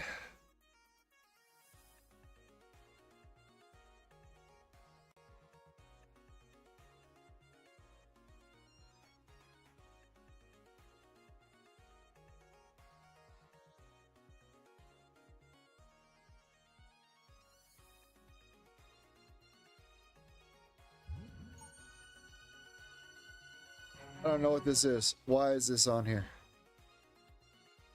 What's all that? Alrighty. Well, there you have it, boys. We're getting a bunch of new stuff, and a bunch of the old stuff that we were relying on for the meta has been nerfed into the ground. So, with that being said, I guess we will get back into playing. Whoops, I opened the wrong game. Oh.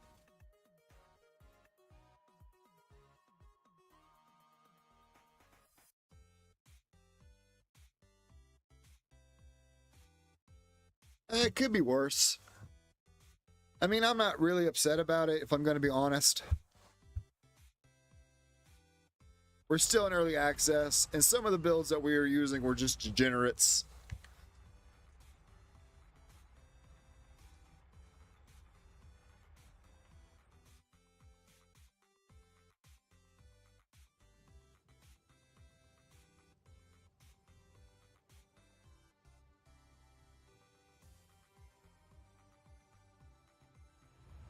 Yeah, right. Exactly.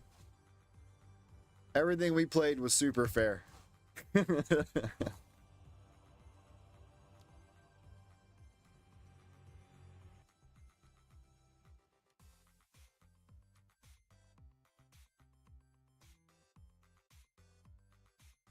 Uh-oh, did I accidentally cancel out of it? Damn it.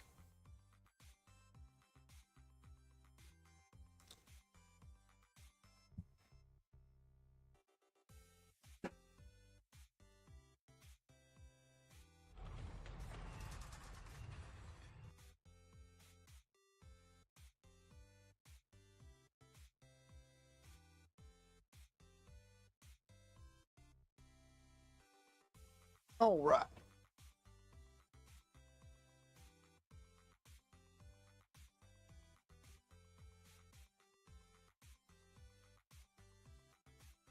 Brr.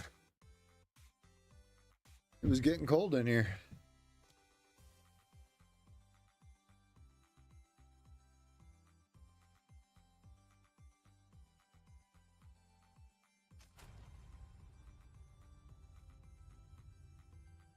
How'd it go? There must be some Tauros in the atmosphere.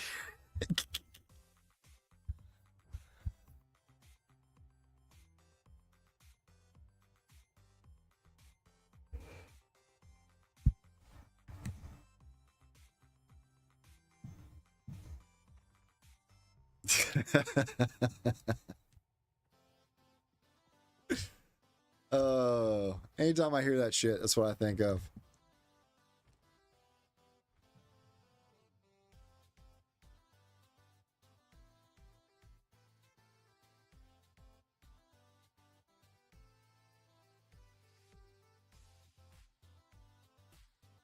Let's see here.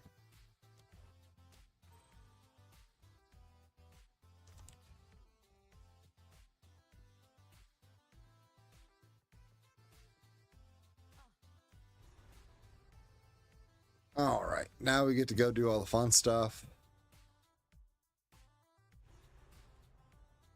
Let's see here. Where do we want to go first? Kath?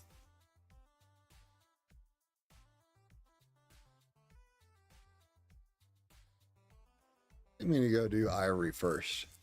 Go do the Badlands, and then we'll do Kath. And that'll give us both our pieces that we need.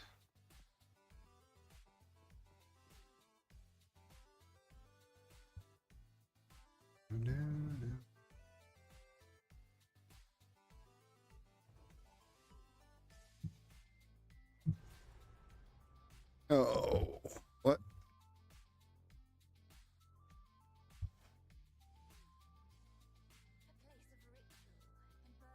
Nah, baby, I think I'm good. I still got like 8 tacos left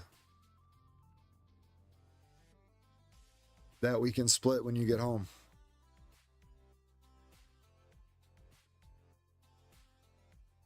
All right. Sure we get our waystone. Bring our map up. How's your download going, Silk?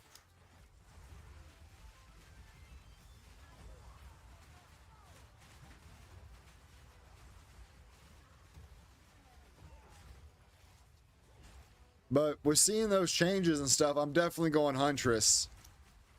I might as well play the new Broken Class, you know what I'm saying?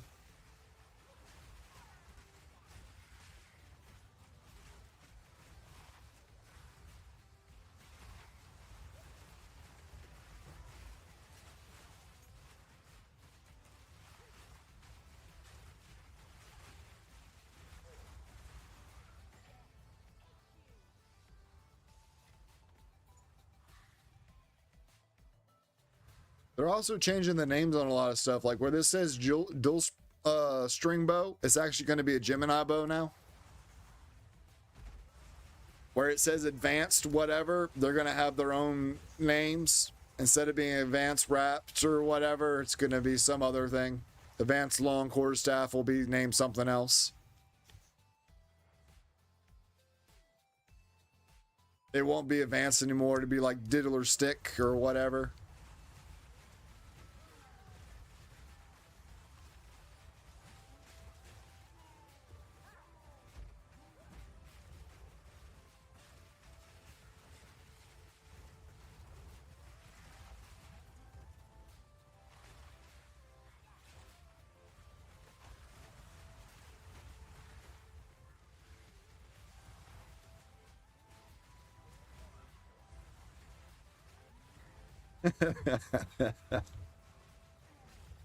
Oh.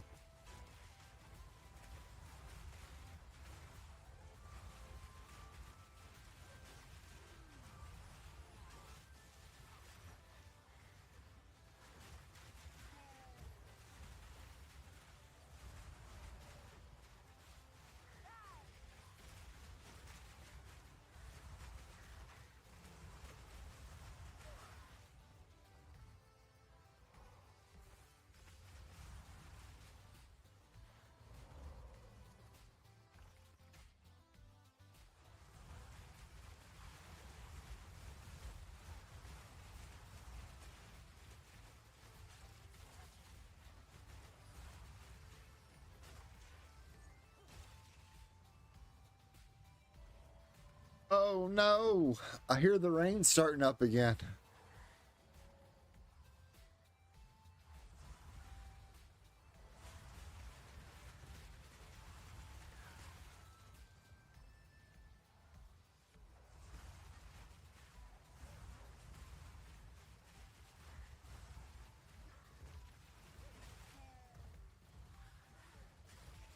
You see how like I'm getting the extra spirits? I get 5 spirits per cast. Now we're only gonna get 2. That's another nerf that they did. Where I can cast and get my full 10.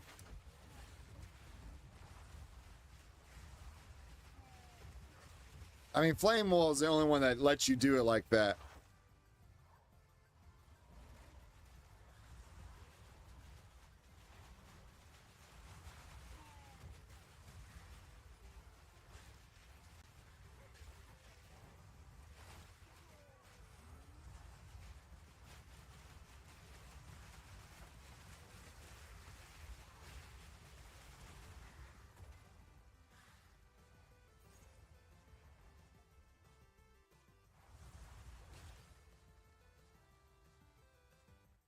And I'm not sure how I feel about them getting rid of Grim Feast. Because right now we have a 1980 shield.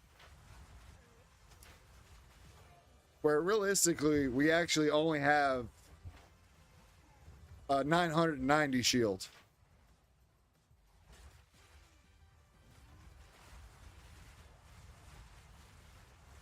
And so like just being able to overcap that has saved us so much from like just taking an absolute beating.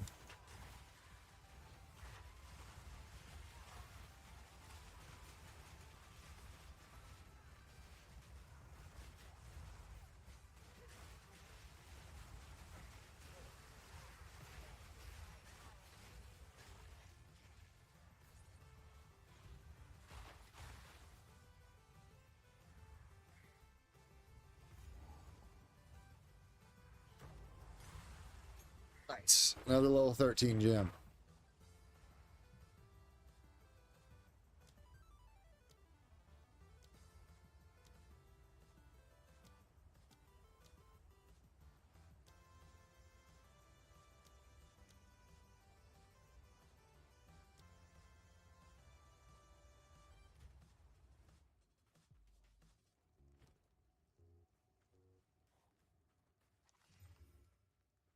Live, critical hit. Ugh. No good.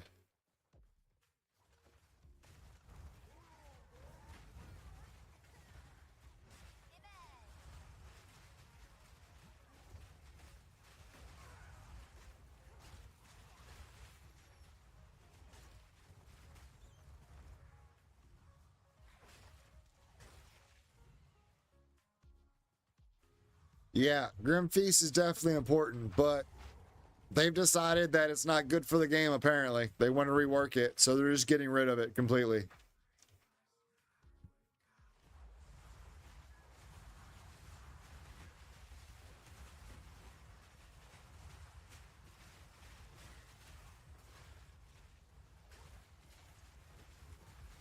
They're also nerfing flammability, conductivity, and despair. Those are like they give you less resistances, or they give the monsters less resistances, and so now their base is gonna be like 20% instead of like 30%. And they used to cap out at like 36%, but now they're gonna cap out at like 26 and 24%.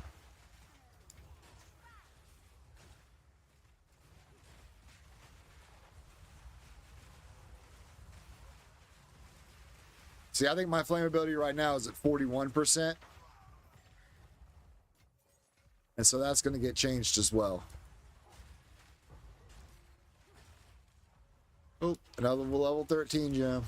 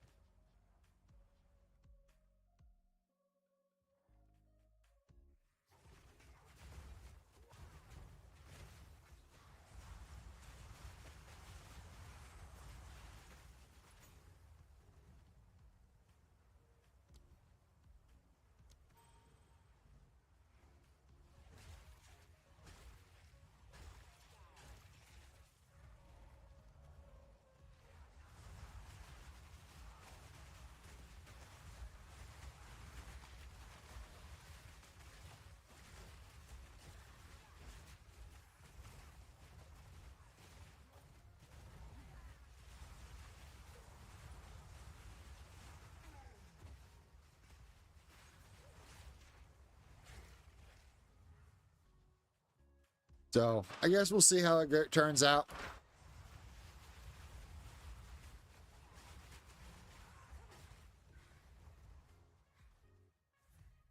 We are getting a new ability, something other Roa, summon Roa, where if you're a ranger or a huntress, you can ride on its back, and it takes away the movement penalty of attacking. So you'll be able to run around full speed and shoot off this mount's back. So that sounds super cool.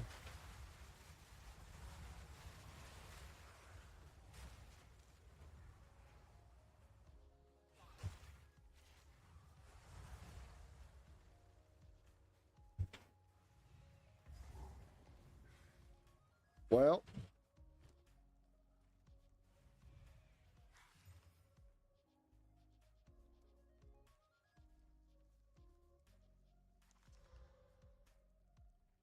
I guess we'll see.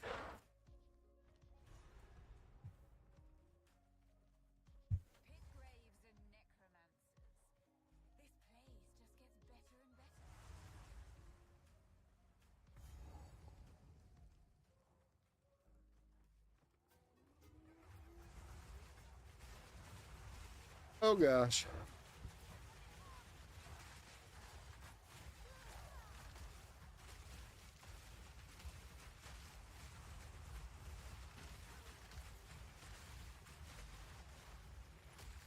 Nope. We survived.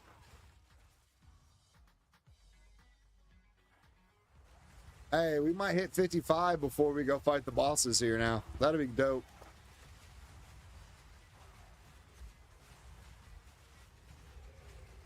I always want to be a level over whatever I'm fighting.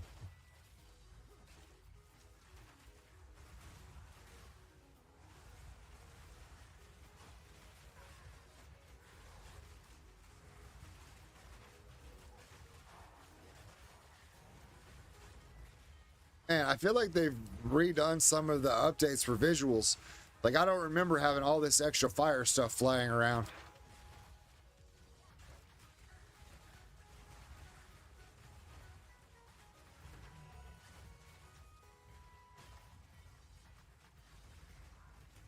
At least not on my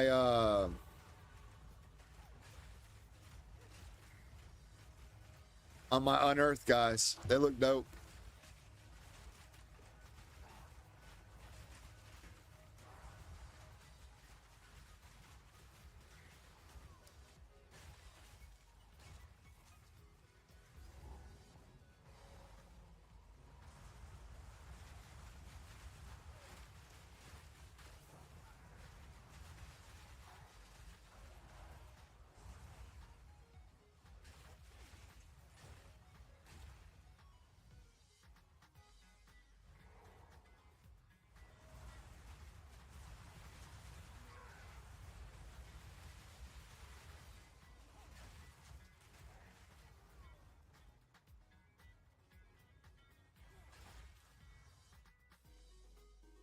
All right, where do we need to go?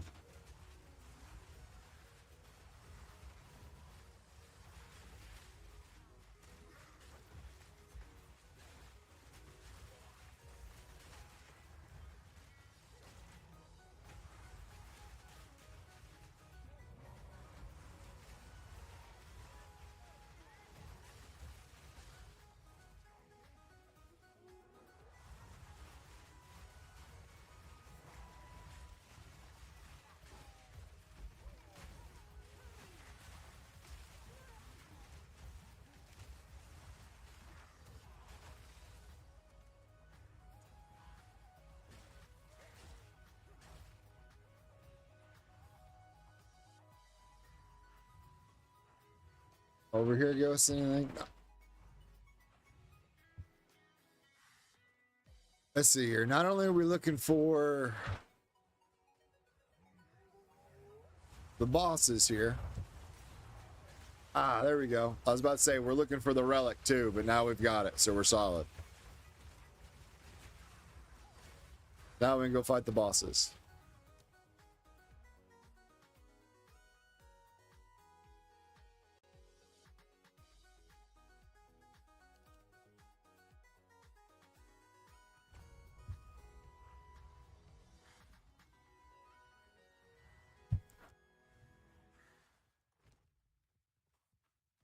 Oh, let's see here.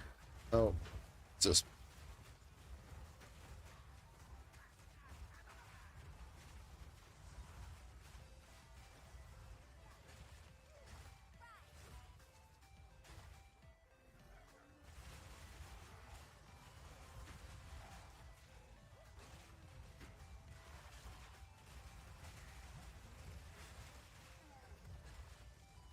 holy moly, Batman.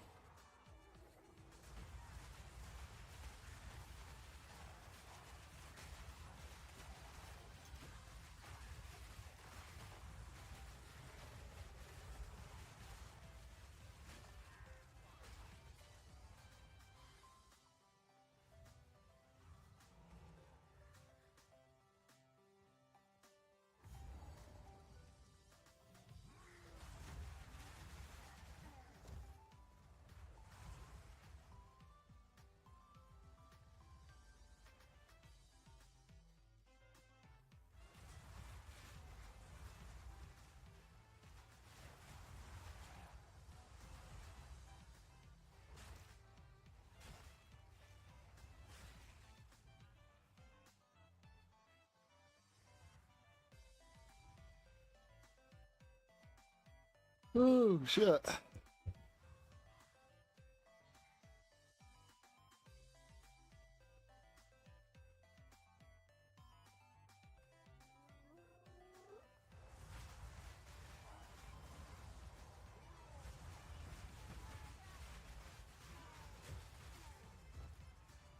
Well,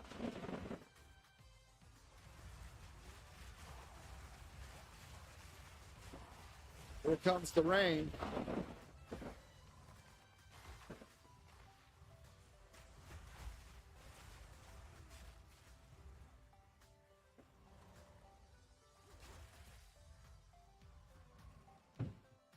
And the thunder. And the lightning. You know, it's so very, very frightening.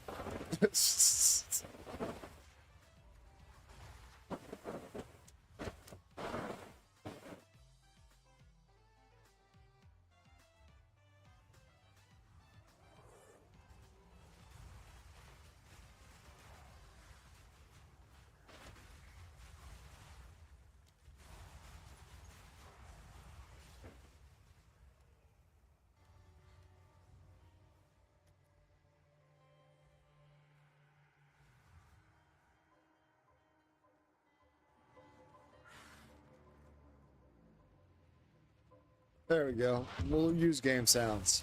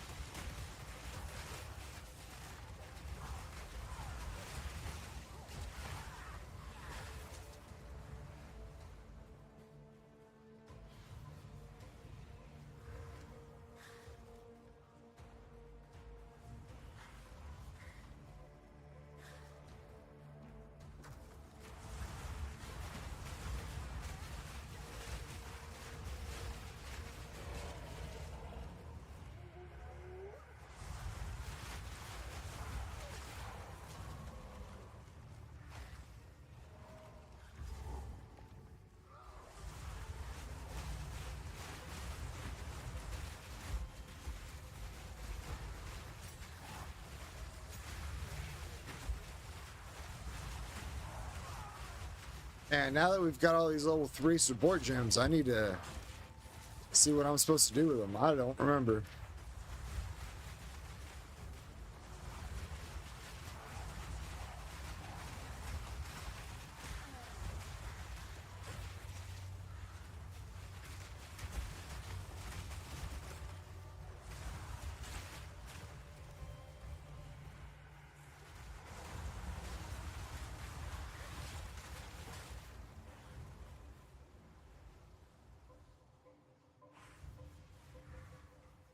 Let's see here.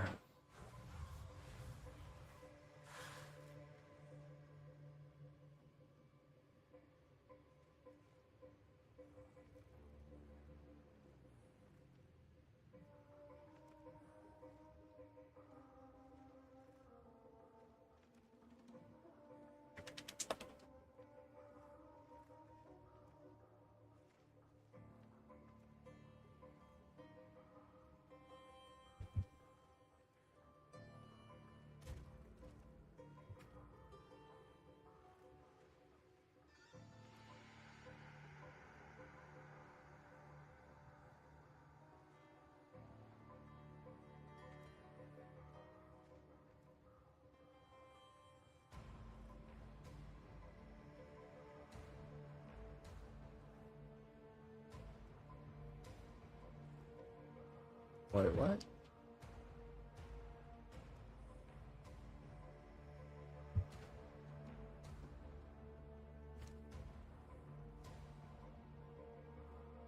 Oh, where'd it go? There it is. Ugh.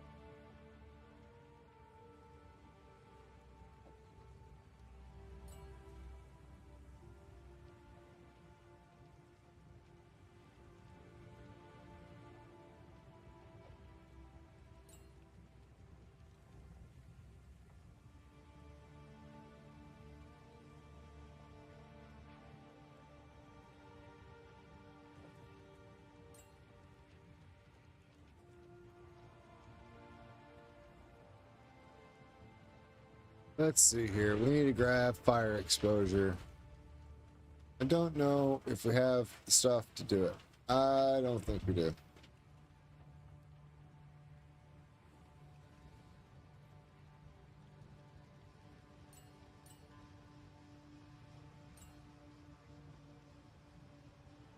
Well, I guess we'll see. Who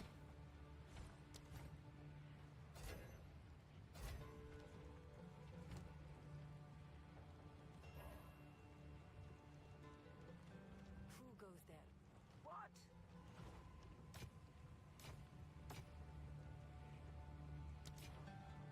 Do not wander.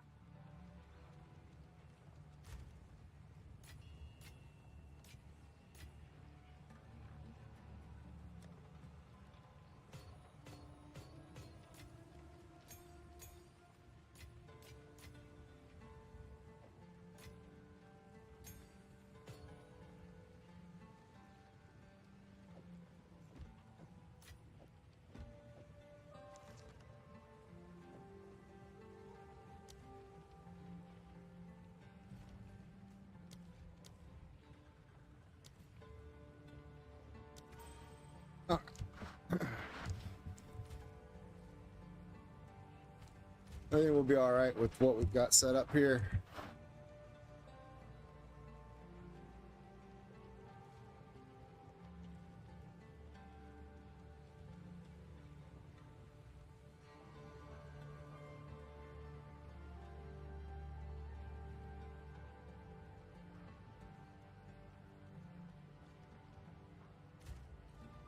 CRG.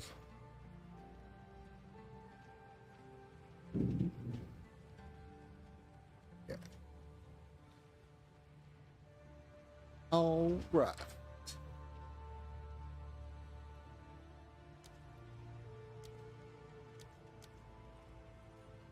Should be good enough. I'm hoping it's good enough.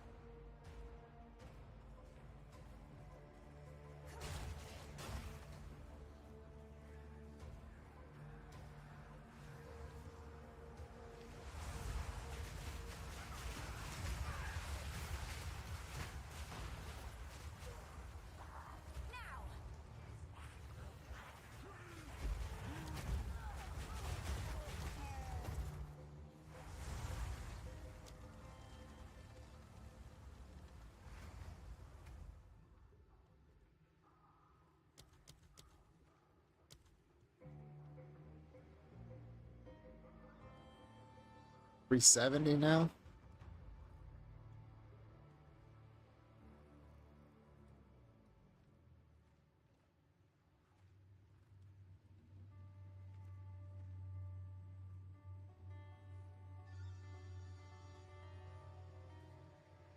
Yeah, I guess it'll be all right.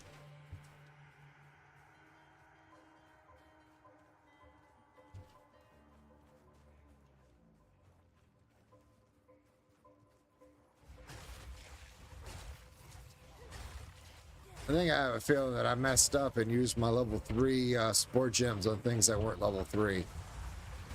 Like I used them to make a level 2 or whatever, but I'm sure it'll be okay. We'll get more. We hope.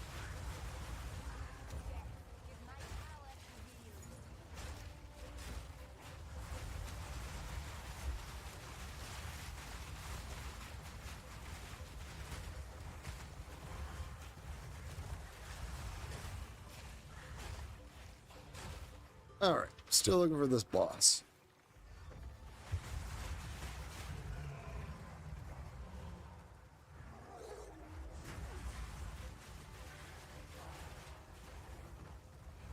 And it's not there.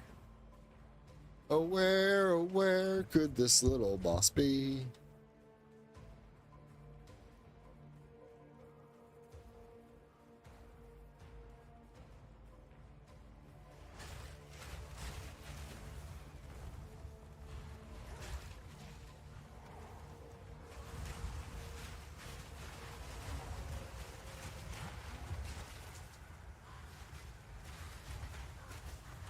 Maybe it's down here.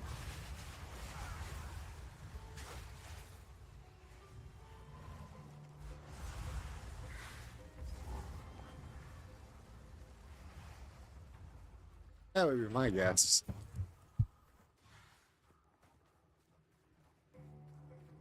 How bad's that rain coming through, guys?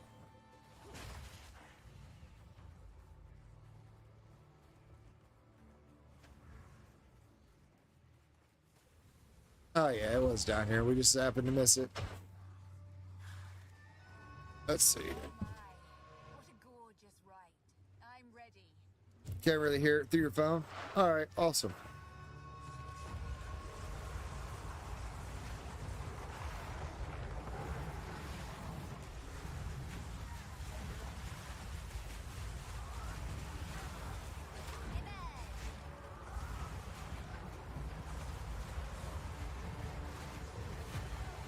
Oh god. I didn't even see it there.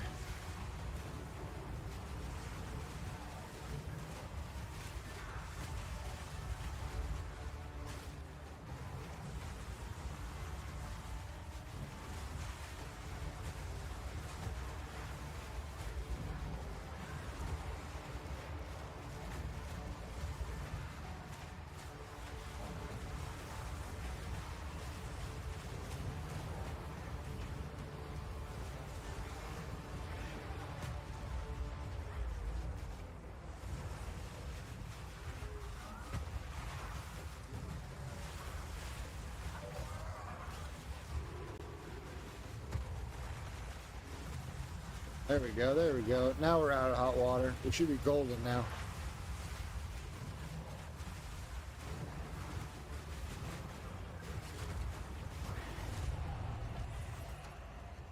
I suppose these should come in handy.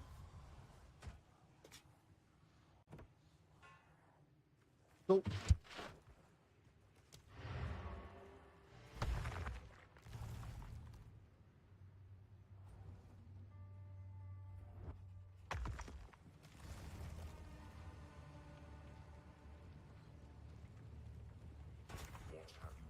Time to change plans. These tusks.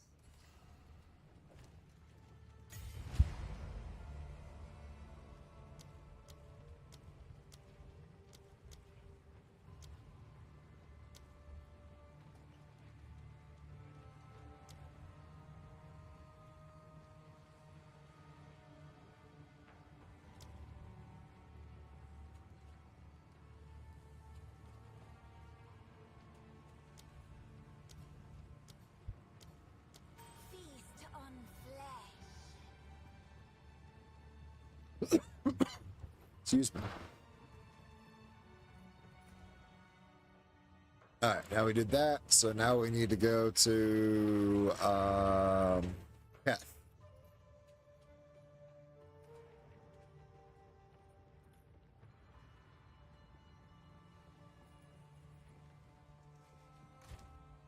Can't do that here.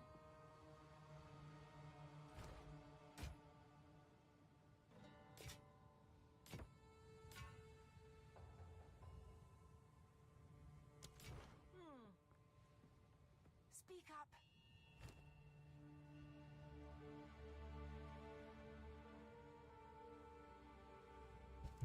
Do not wander. My wares are renowned.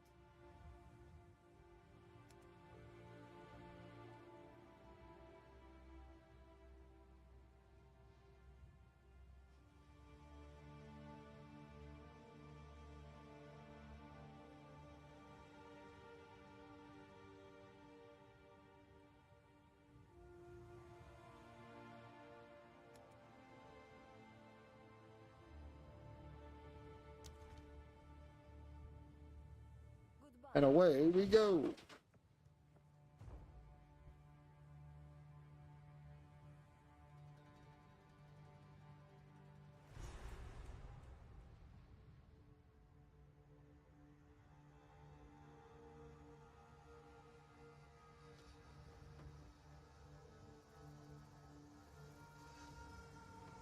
skeleton city of a once great culture. How adorable. reached the end of the path. Welcome to the city of Seven Waters, whence bounty springs. Behold our lush plains and verdant forests, blessed with the empires far and wide. Eat, drink, and be fat at your leisure, so long as you take word back to your homeland of the glory of Kent.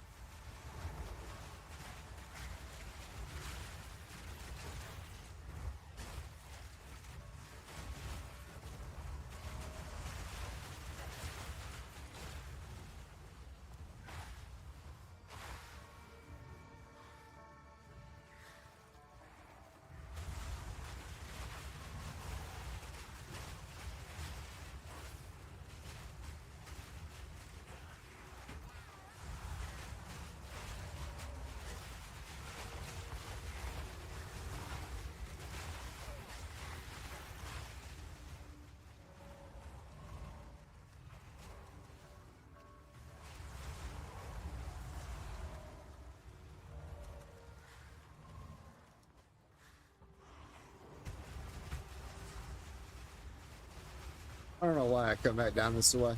There's nothing down here for us. At least I didn't think there was.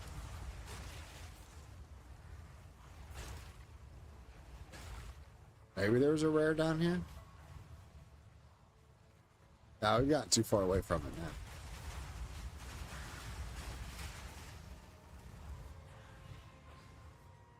Cool.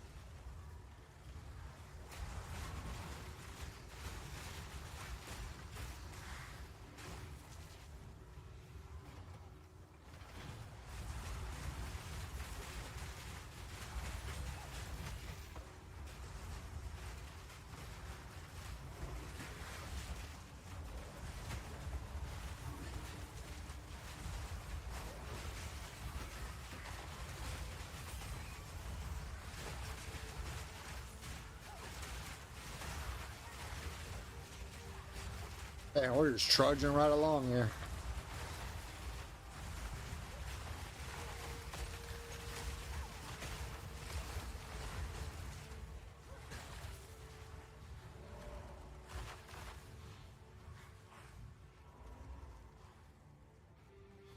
Instead of running popcorn spirits, we're running popcorn unearthed. Since they're like our front line anyway. These guys here, these little bone scorpions. And then anything that touches them just explodes.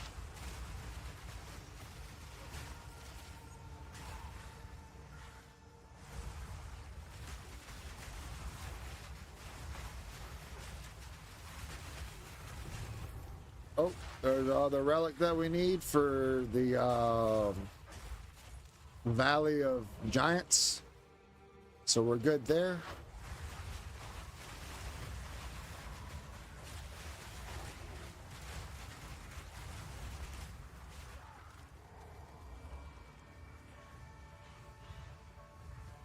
Whoops, I guess we went the wrong way. Need to go this way.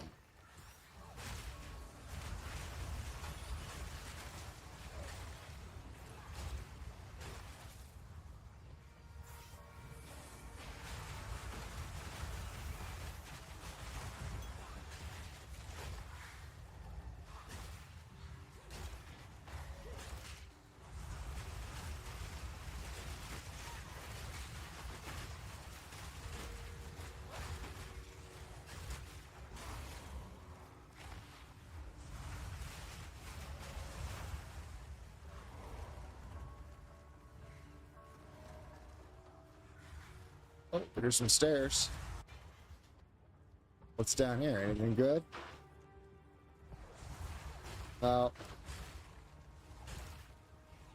Already looted vault.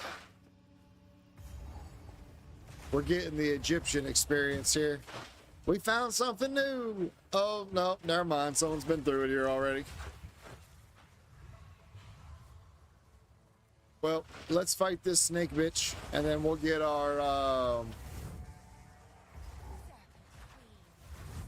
we'll get our 2 passive points here. Maybe.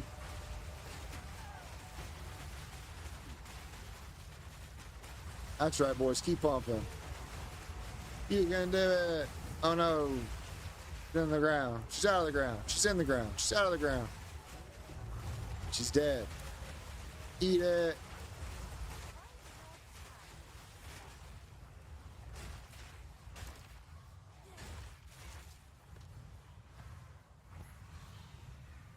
All right, cool.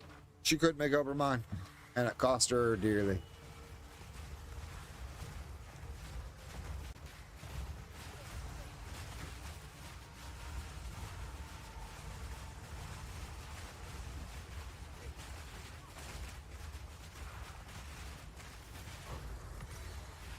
Ooh, a gem cutter prism. Let's go.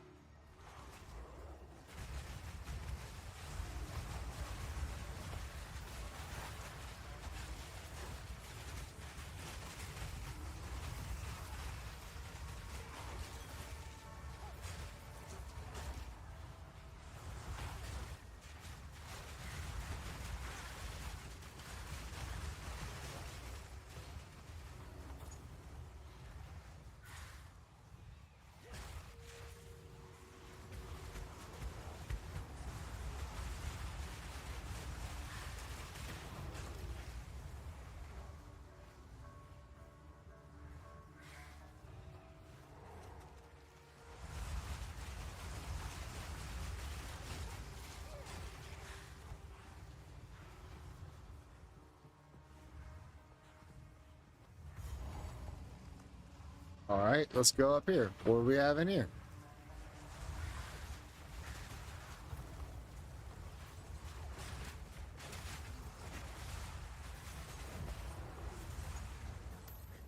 Ooh, an amulet. Let's go.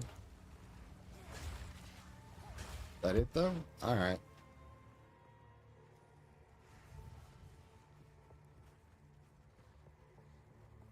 Even though he was a Lich of Flames, my flames were stronger.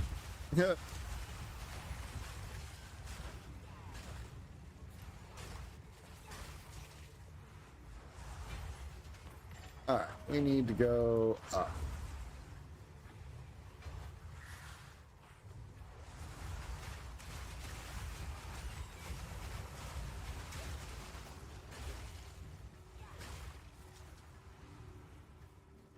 Up and up and up and up.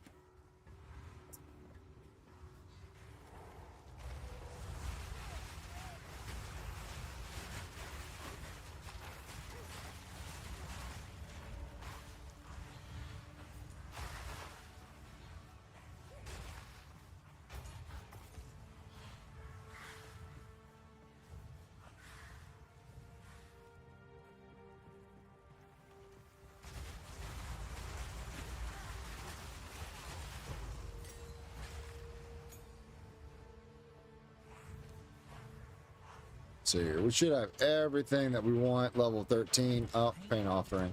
All right.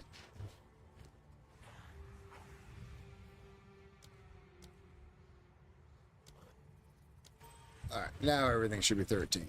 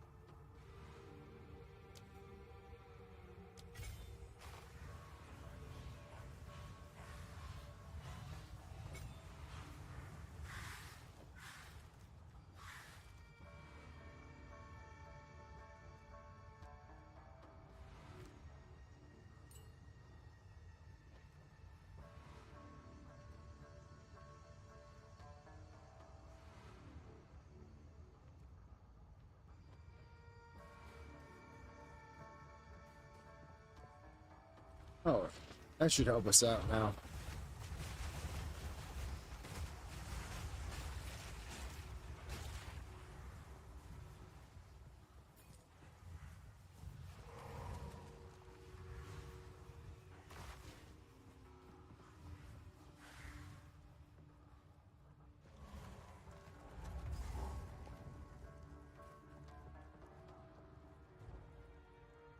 And away we go.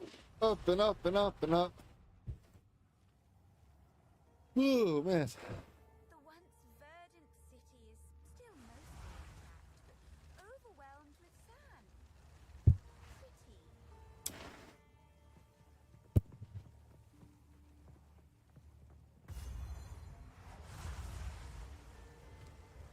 I guess we should probably go to town and get rid of all that shit.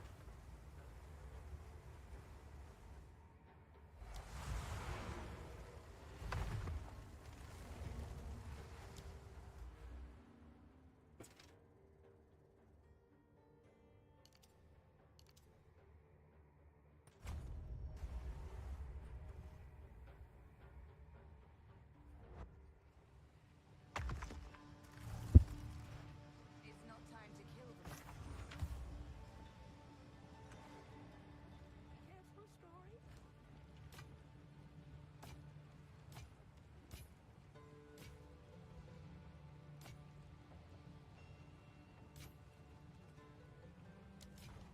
Stay in sight.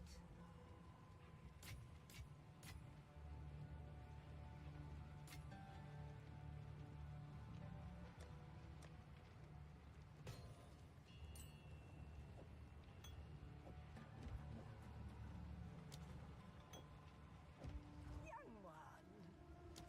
What?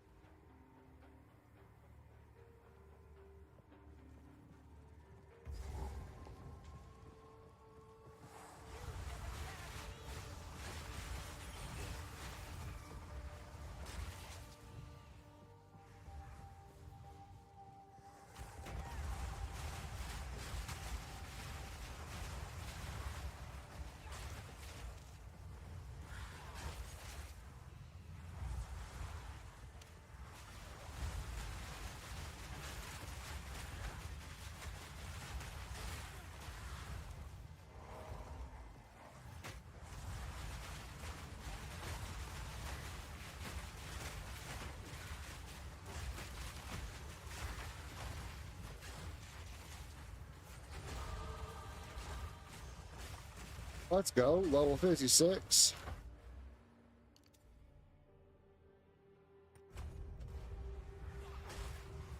Just trudging right along.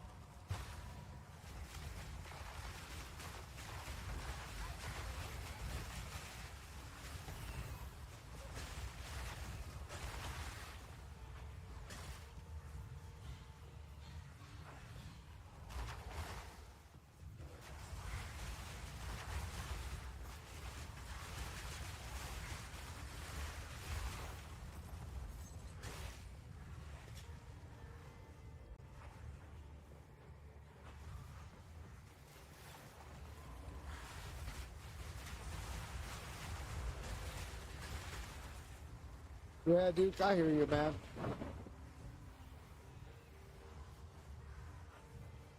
probably a good call.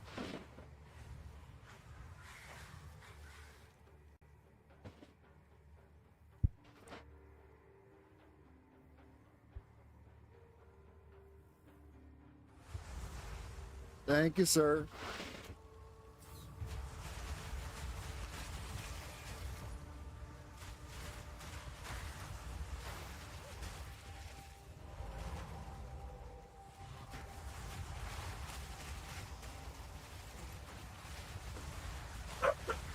All right, guys.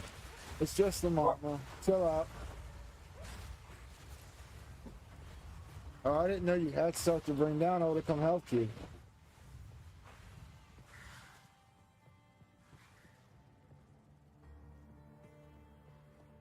I appreciate that too, buddy.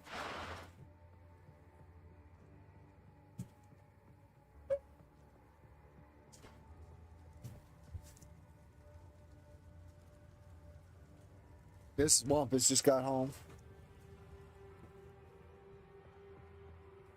Yeah, they did spam and potatoes for dinner. Well, it tastes like the maple stick.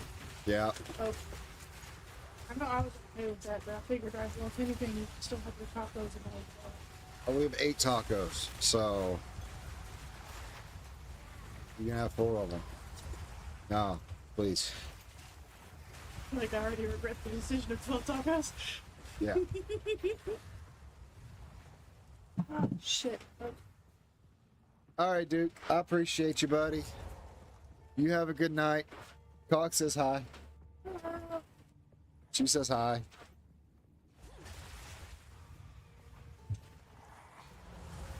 We're just trudging right along. We ran through the patch notes. Witches were getting boned. I'm sure it doesn't have any coach. Well, my main right now is Witch and Ranger. I'm probably going to play the new Huntress, though. It looks pretty appetizing.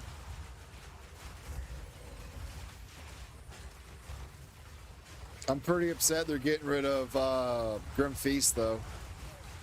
They want to rework it, but they haven't figured out what they want to do with it, so they're just getting rid of it for this next thing.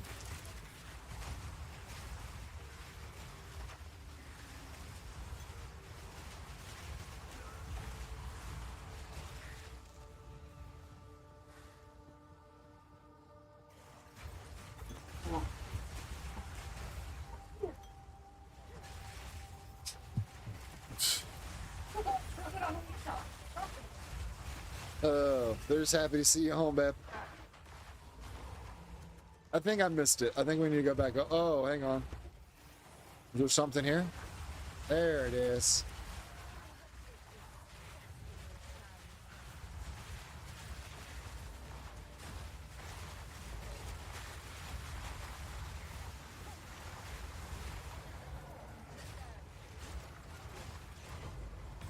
Ooh, a ruby. Let's go.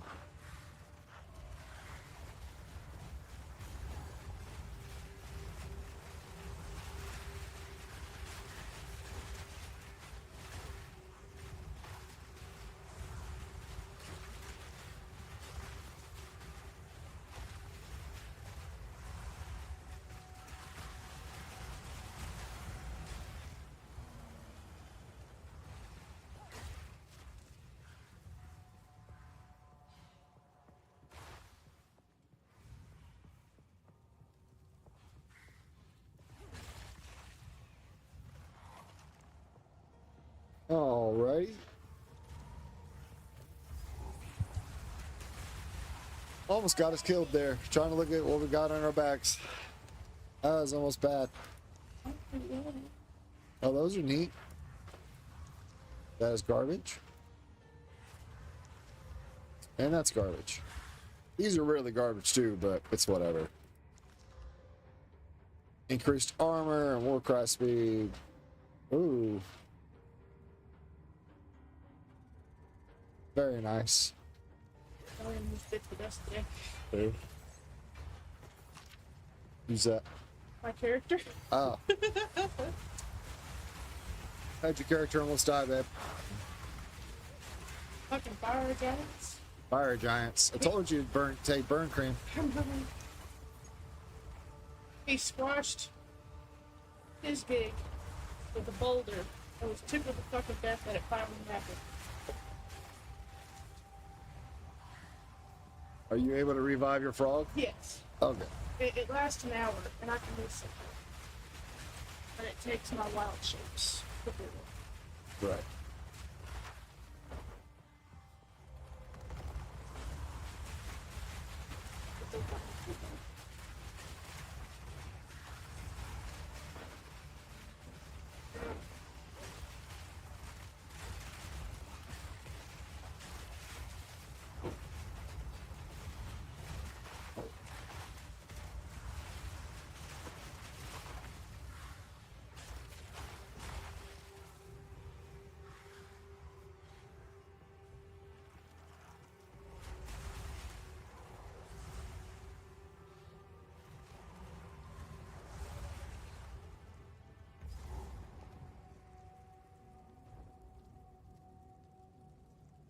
All right. We're into the buried shrines. Long forgotten shrines. Who you going for? Your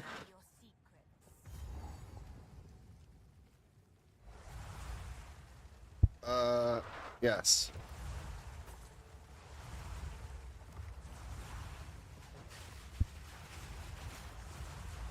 Okay. Where do you want another king? Another Canada Dry, please. Sorry.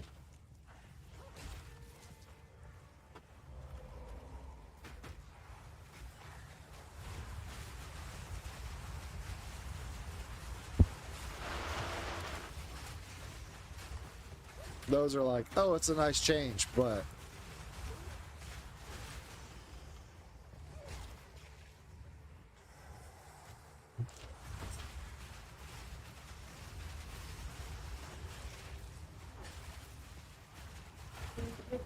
no.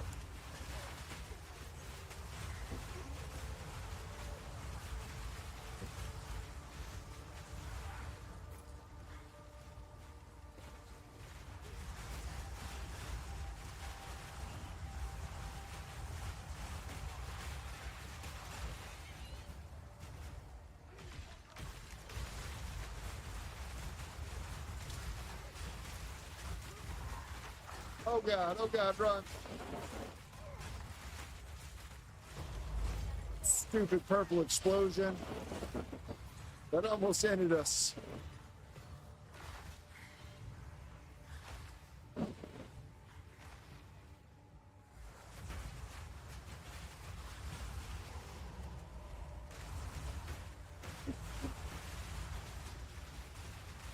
It's so hard to see.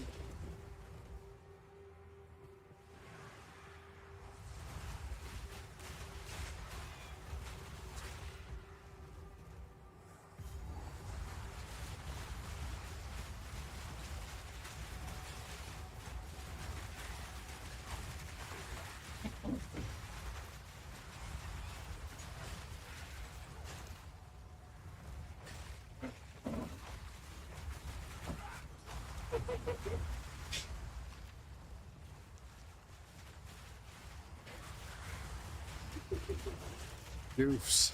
At first I was just trying to love on him, and then he's just like, "Arr."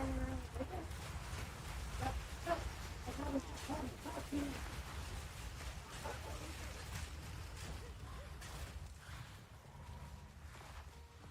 Yeah, our little corgi puppy has decided there's no such thing as love. It's just all teeth.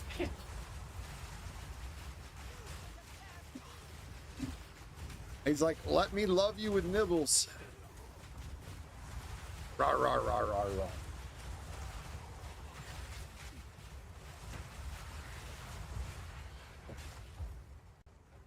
Ham just wants to play all the time. Wish we could have some of his energy. If we could bottle up his energy, we'd be millionaires. Essence of corgi butt.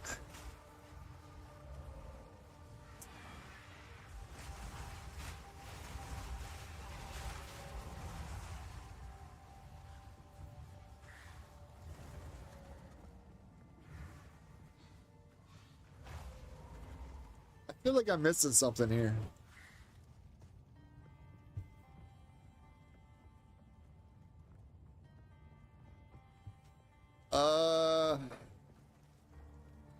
Okay. I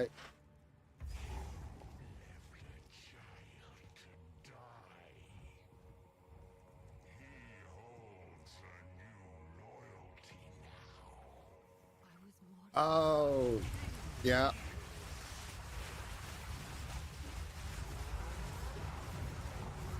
I forget you. Keep it pumping, boys.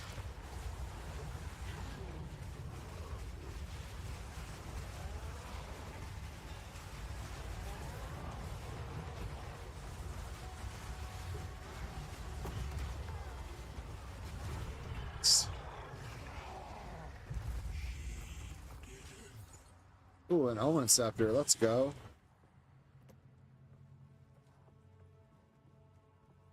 Is that a mortal pain? I follow none. Remember, I asked. Yeah.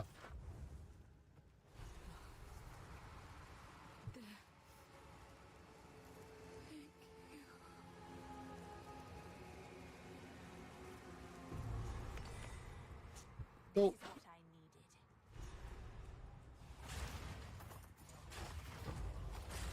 needed. Ooh, a level 13 Spirit Gem. I'm glad I decided to destroy all these.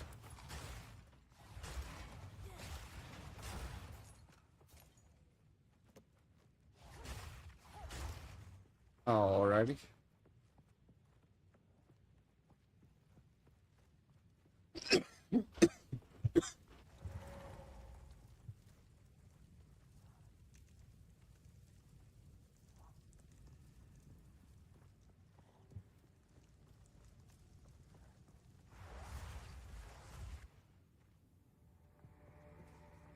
All right. I wanted to come back here because I'm pretty sure that there is like a tomb or something. I think it's right over here in this dead space.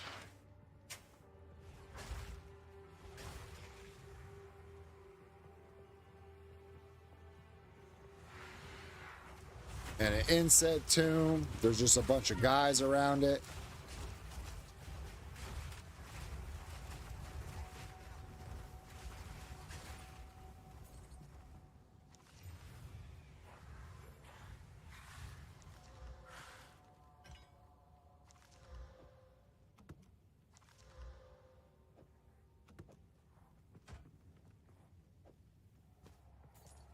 But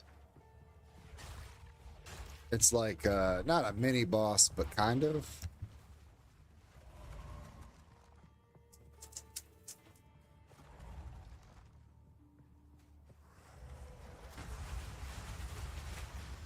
Or maybe it's not here.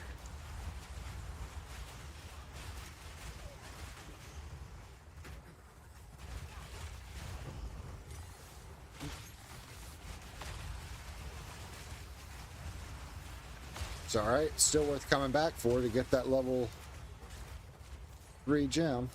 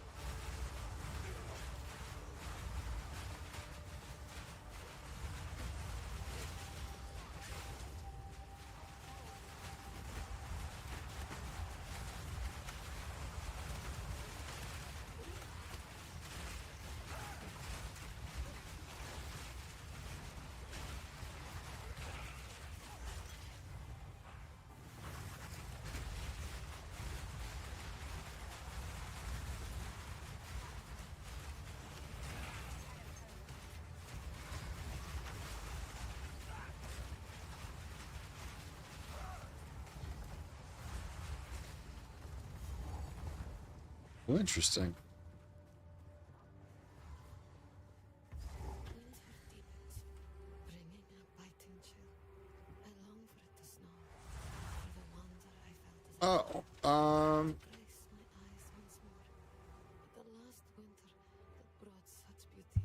let's see here. We want It cannot snow in a a region lightning that ring. does not rain. The city is quiet. The city is cold. The wind whistles through stone columns, unheard by the living.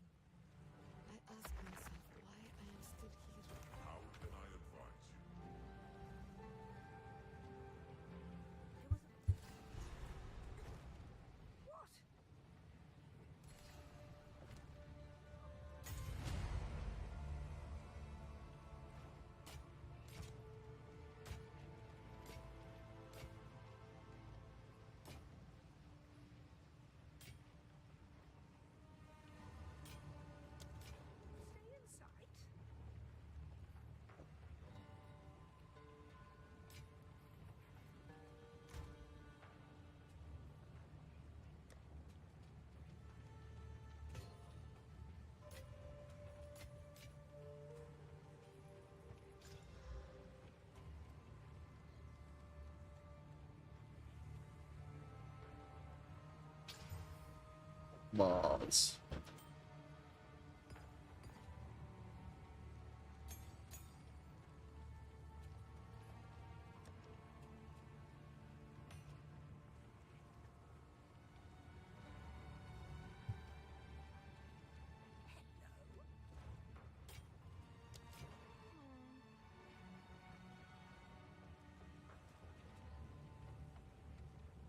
Nothing.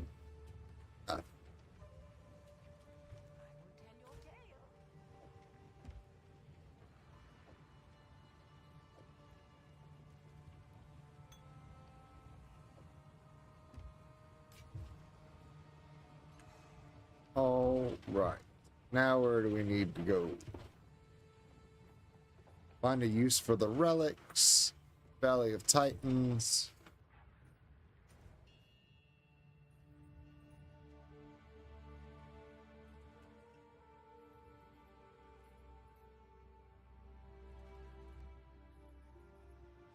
Interesting.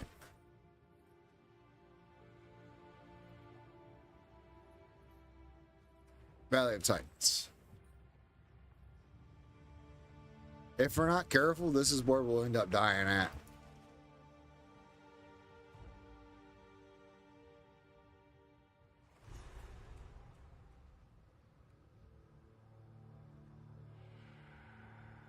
Titans lived and died here. What fate wrought their demise?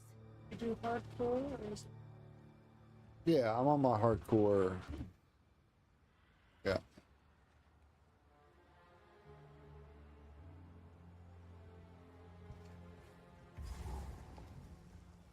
Yeah, we're on our hardcore witch. We are level 56. come on.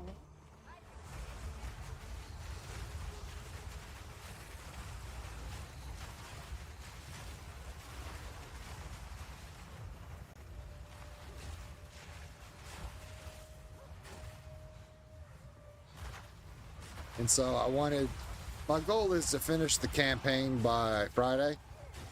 So tomorrow I'll probably stream a little bit before raid and whatnot and see if I can't finish it before the new stuff comes out.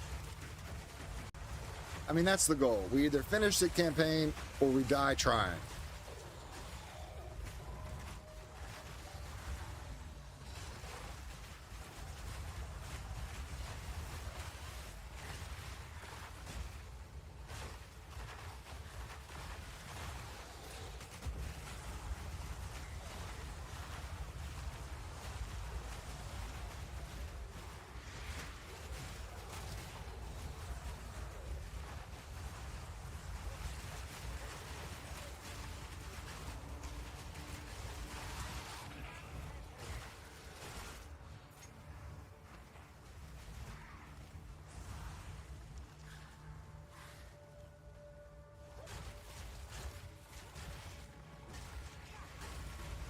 All right, Cog. You have a good night, buddy. I hope you start feeling better. Bronchitis. Oh,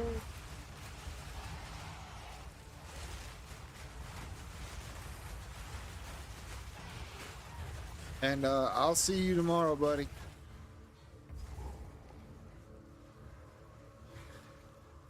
Like I was just telling the old lady, I'm probably going to try and stream a bit earlier tomorrow before raid and whatnot.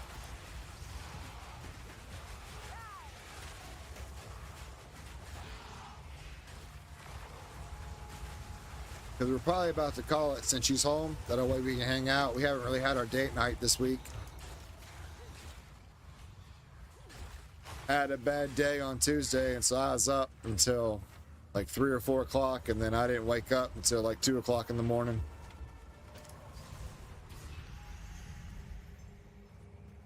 It appears they fought here, died here. The rest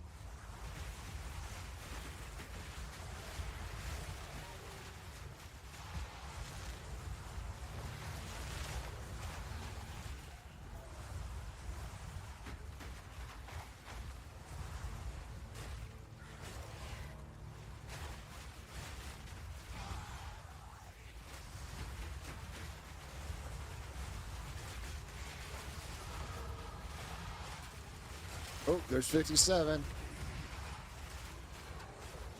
Let's go, let's go.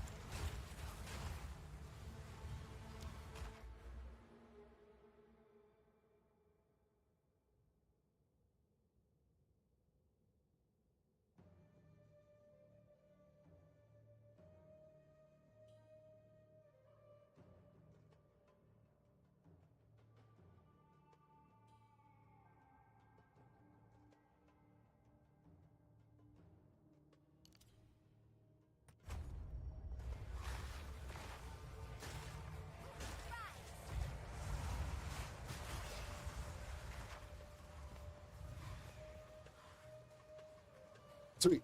Here's the waypoint. Which means right here I can do my relics.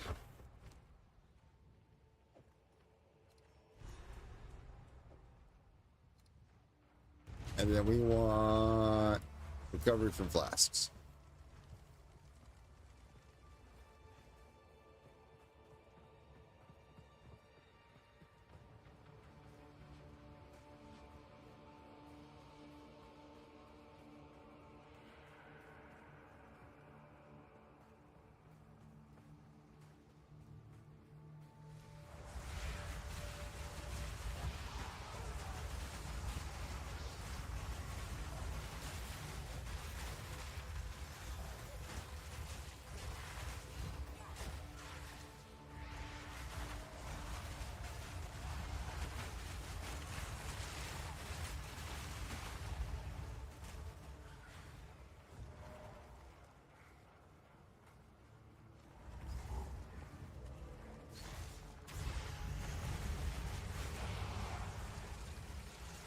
Oof.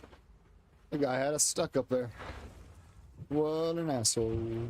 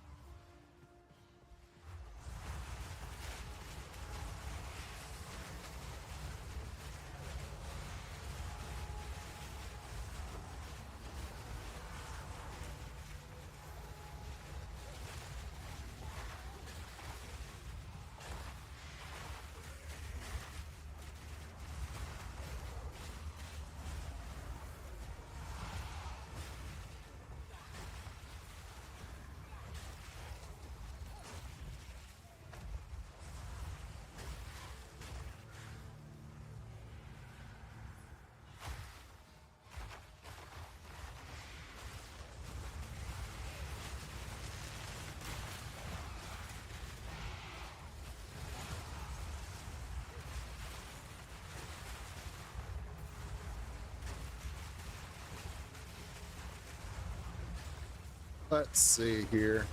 I think this will be our last seal, and then we can go down.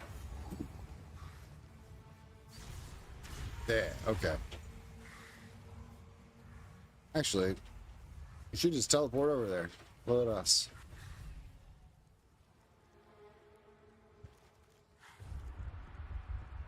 And the hands open up.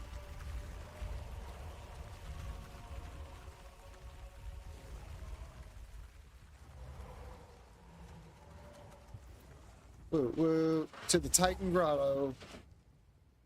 Like I said, this is going to be our make or break.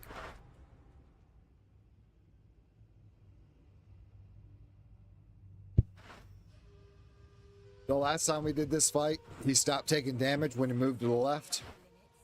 It got super scary. I don't know if that bug's fixed. I hope it is. But I guess we'll find out in a minute.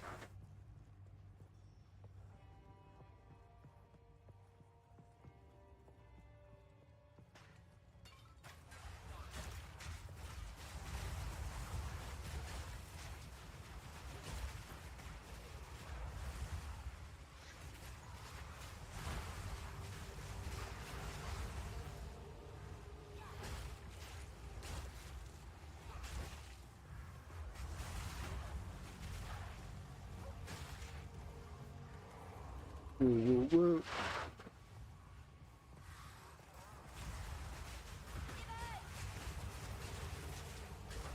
Oh, the pretty damage.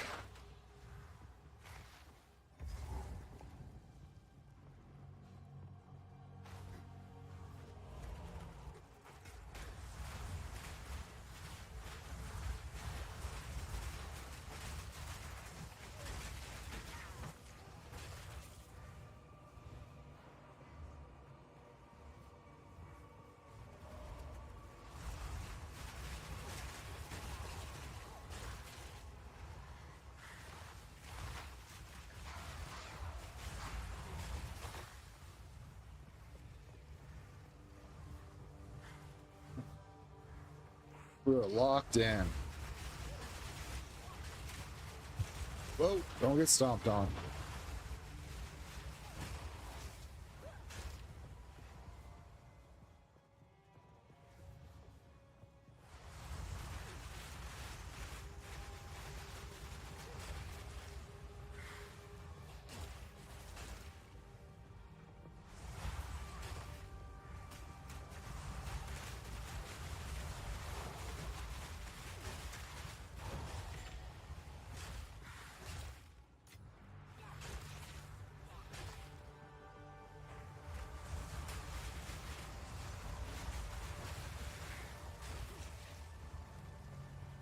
Alright. We've got our Grand Feast maxed out now. So I guess all that's left is to find the boss room.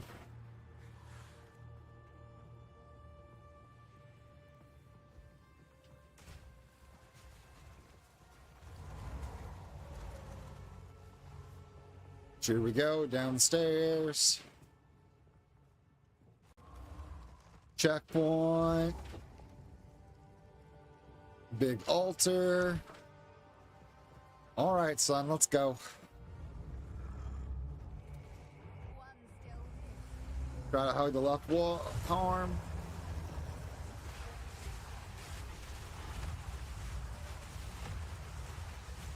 Oh shit, I hit the wrong button. Where'd all my guys just go? Oh no. Get off of me.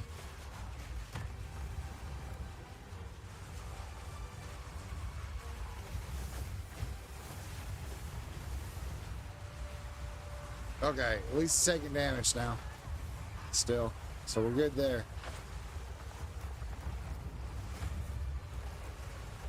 Oh. Oh, I'm behind it. Yeah.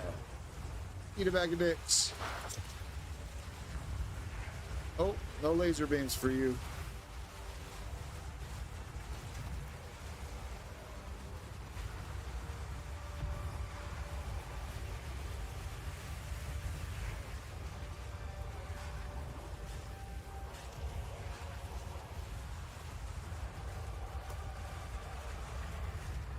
Not too shabby.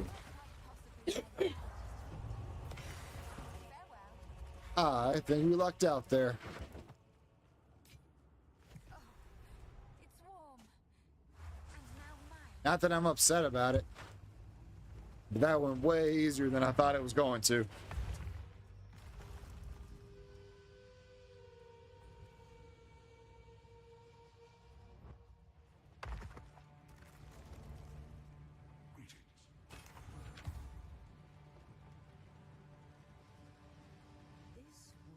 It'll take my food. The lady just showed me an Ozzy Osbourne duck.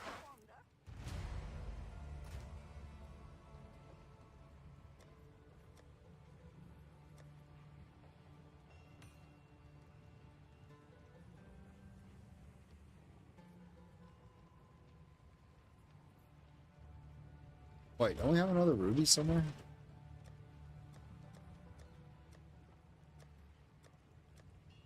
Where did I put that ruby? There it is.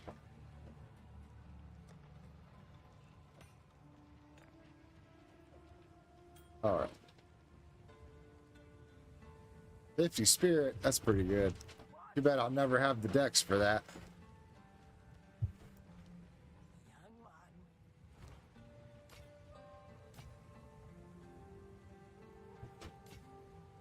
Junk, junk, junk. Jump.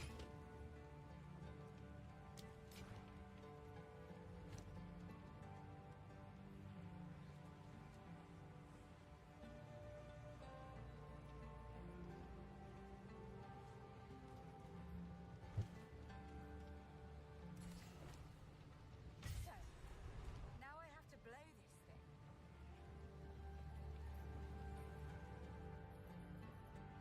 It is. This whole operation would be more. Let's see. I guess we need to go back to the gates.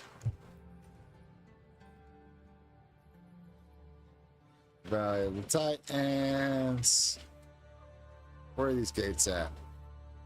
Oh, right here. We're at them. Makes sense.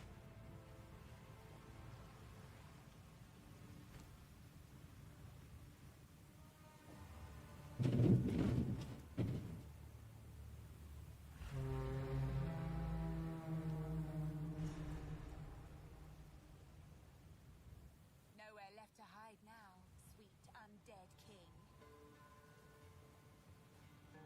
I am hesitant.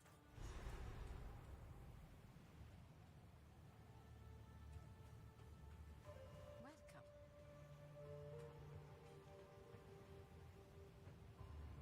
All right.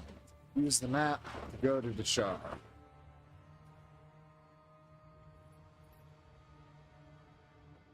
Yep. Yep.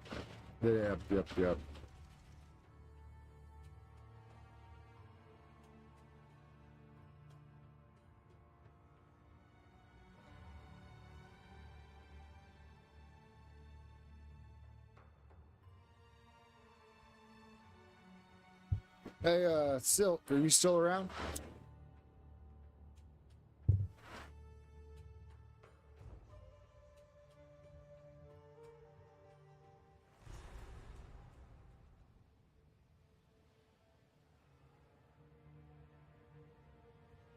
So this is how they bury their dead. It's rather elegant.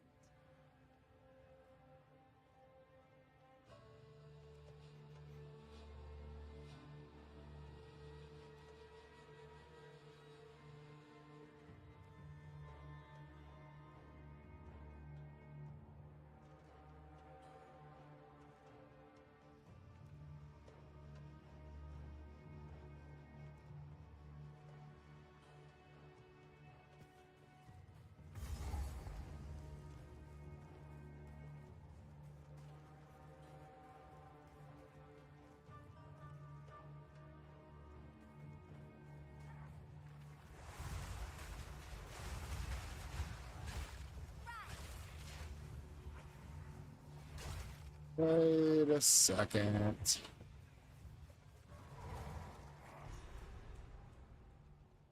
Oh, there we go.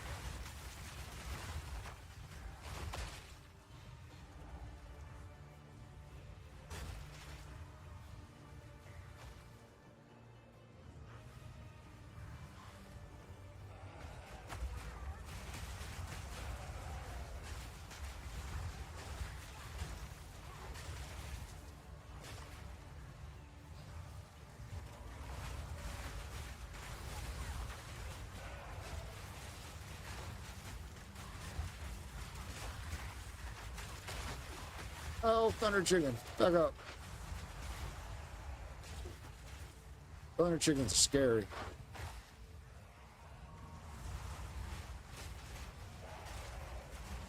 Oh, the ground pound.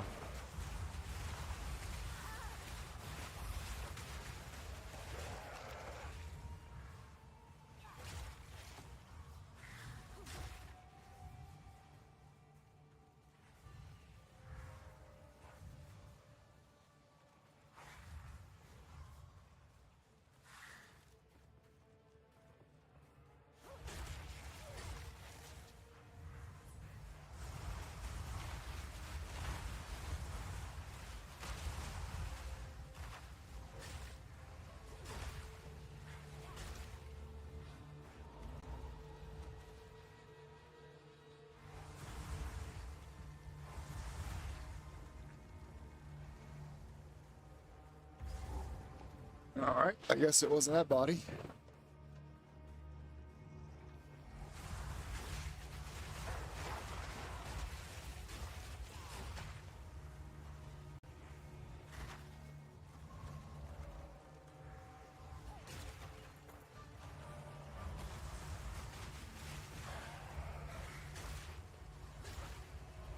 What's doing, dog? What you doing, bud?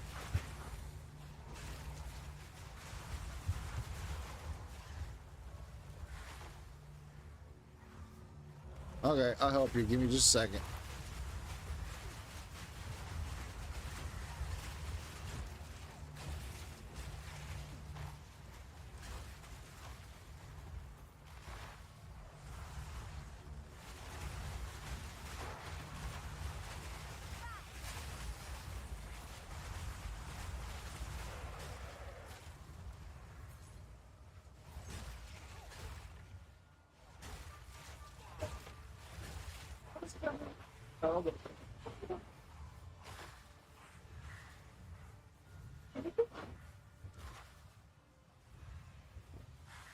Is he getting up there? Yeah, he's up here nerve beating too. It wasn't too heavy.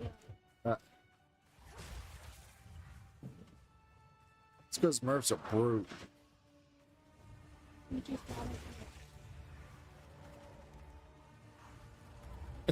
it. What a brute. What a brute. I'm looking for a skeleton somewhere through here.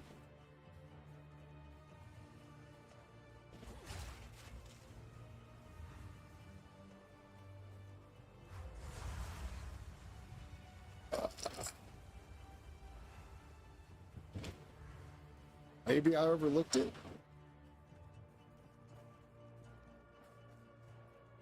Maybe I didn't. Let me go over here real quick. Let me recheck this hole.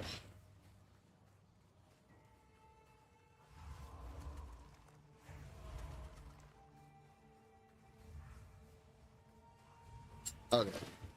I don't see it. So maybe it's farther forward.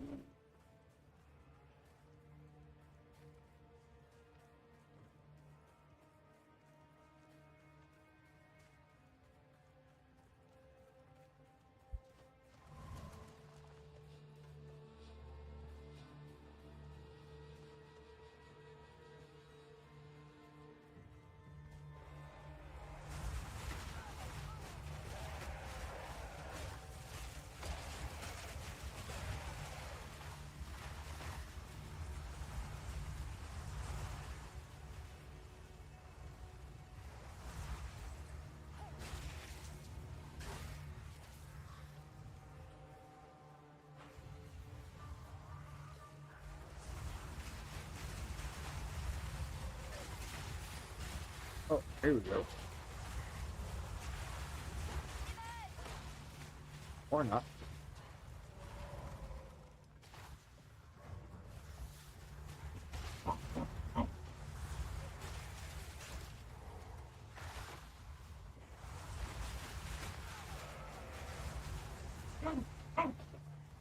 Oh, not there either.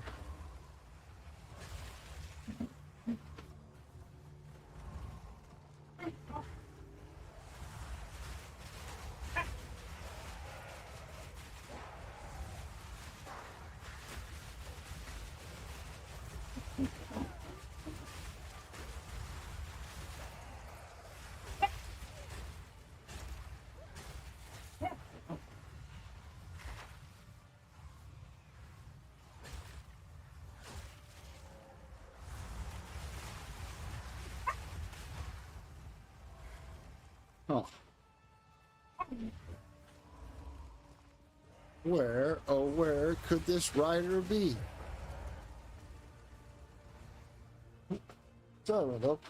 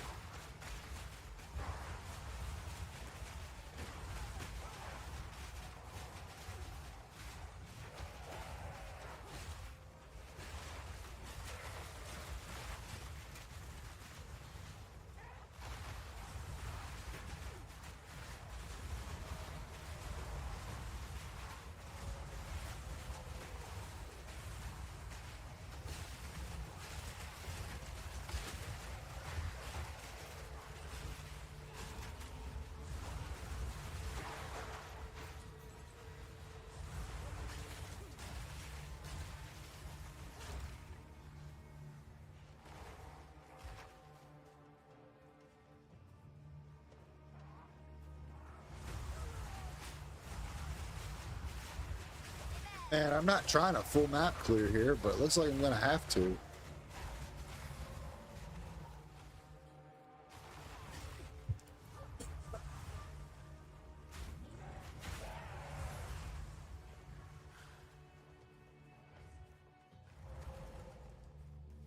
Nope, not there either.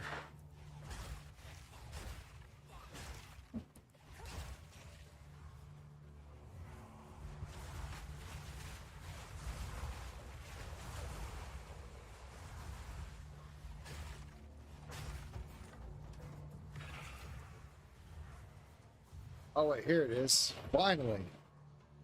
We found it. Cool. Now we can keep moving.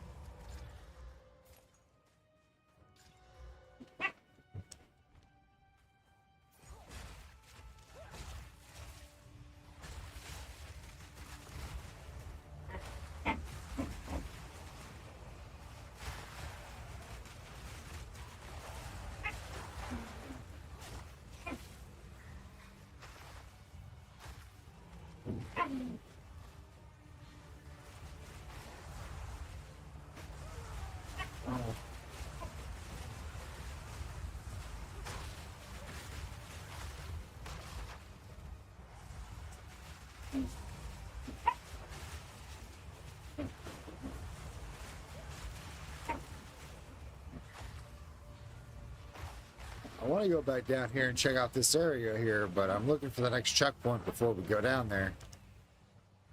I was assuming the next checkpoint would be up here somewhere.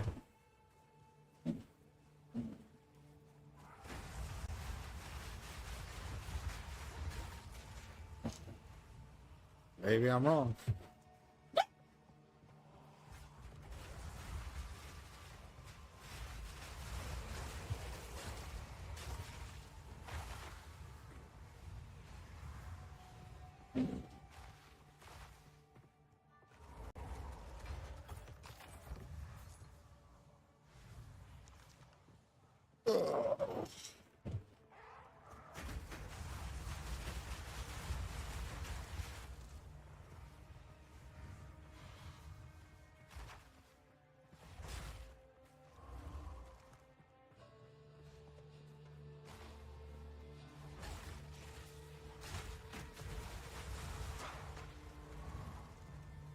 Oh, here we go.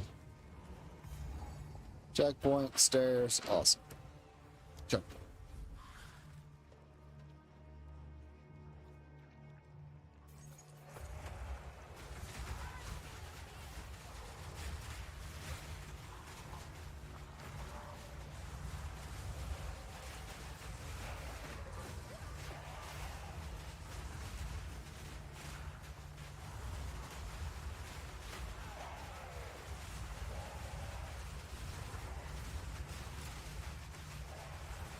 Oh, that's one down.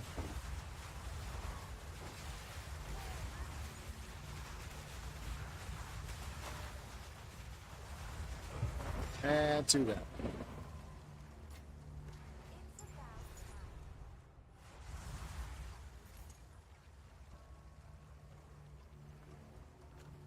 Awesome possum. Now the rain's picking up. The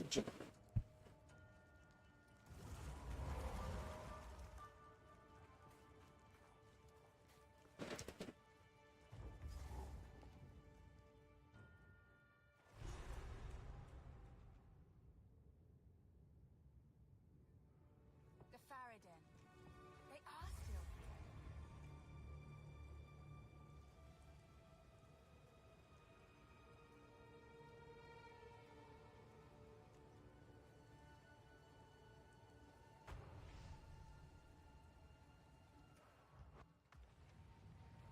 Oh, man.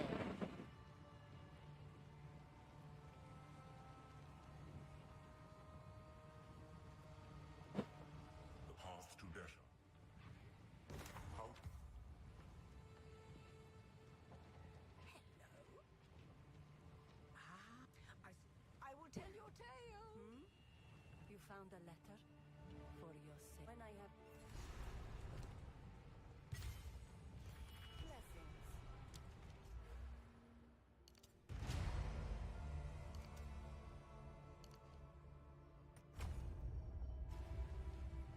Speak up.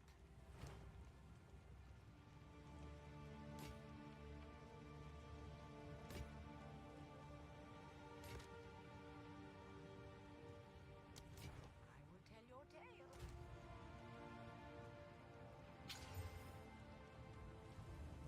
What?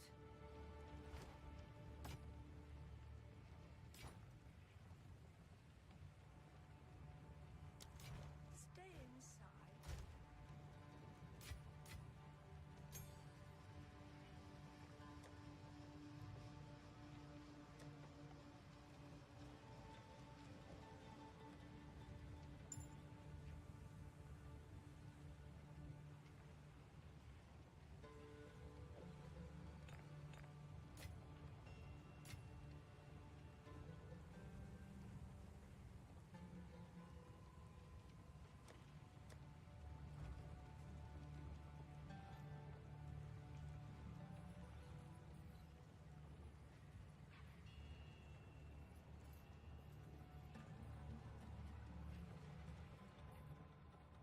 Yes.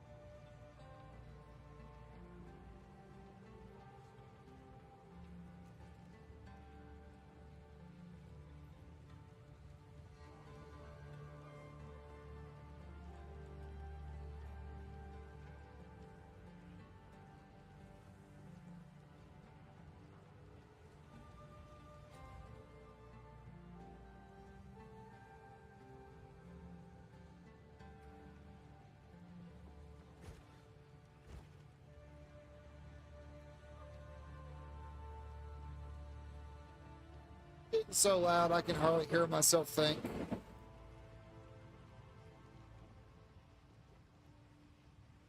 Gotta think now is the time to call it.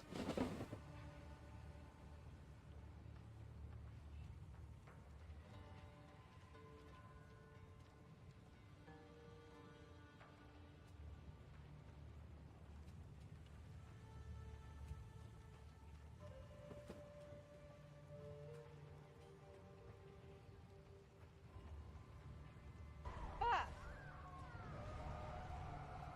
It's going well. That one's so delayed. That one's a right side. Maybe. Yeah.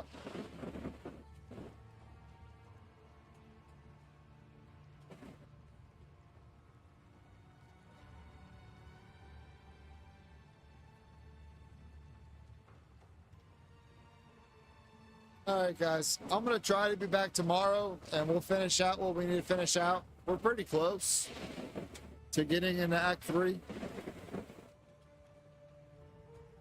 And then once we're in Act 3, we can burn through it if we make it that far. Thank you all for coming out. As always, we definitely appreciate it. We'll see you tomorrow. Be safe out there. Have a good night.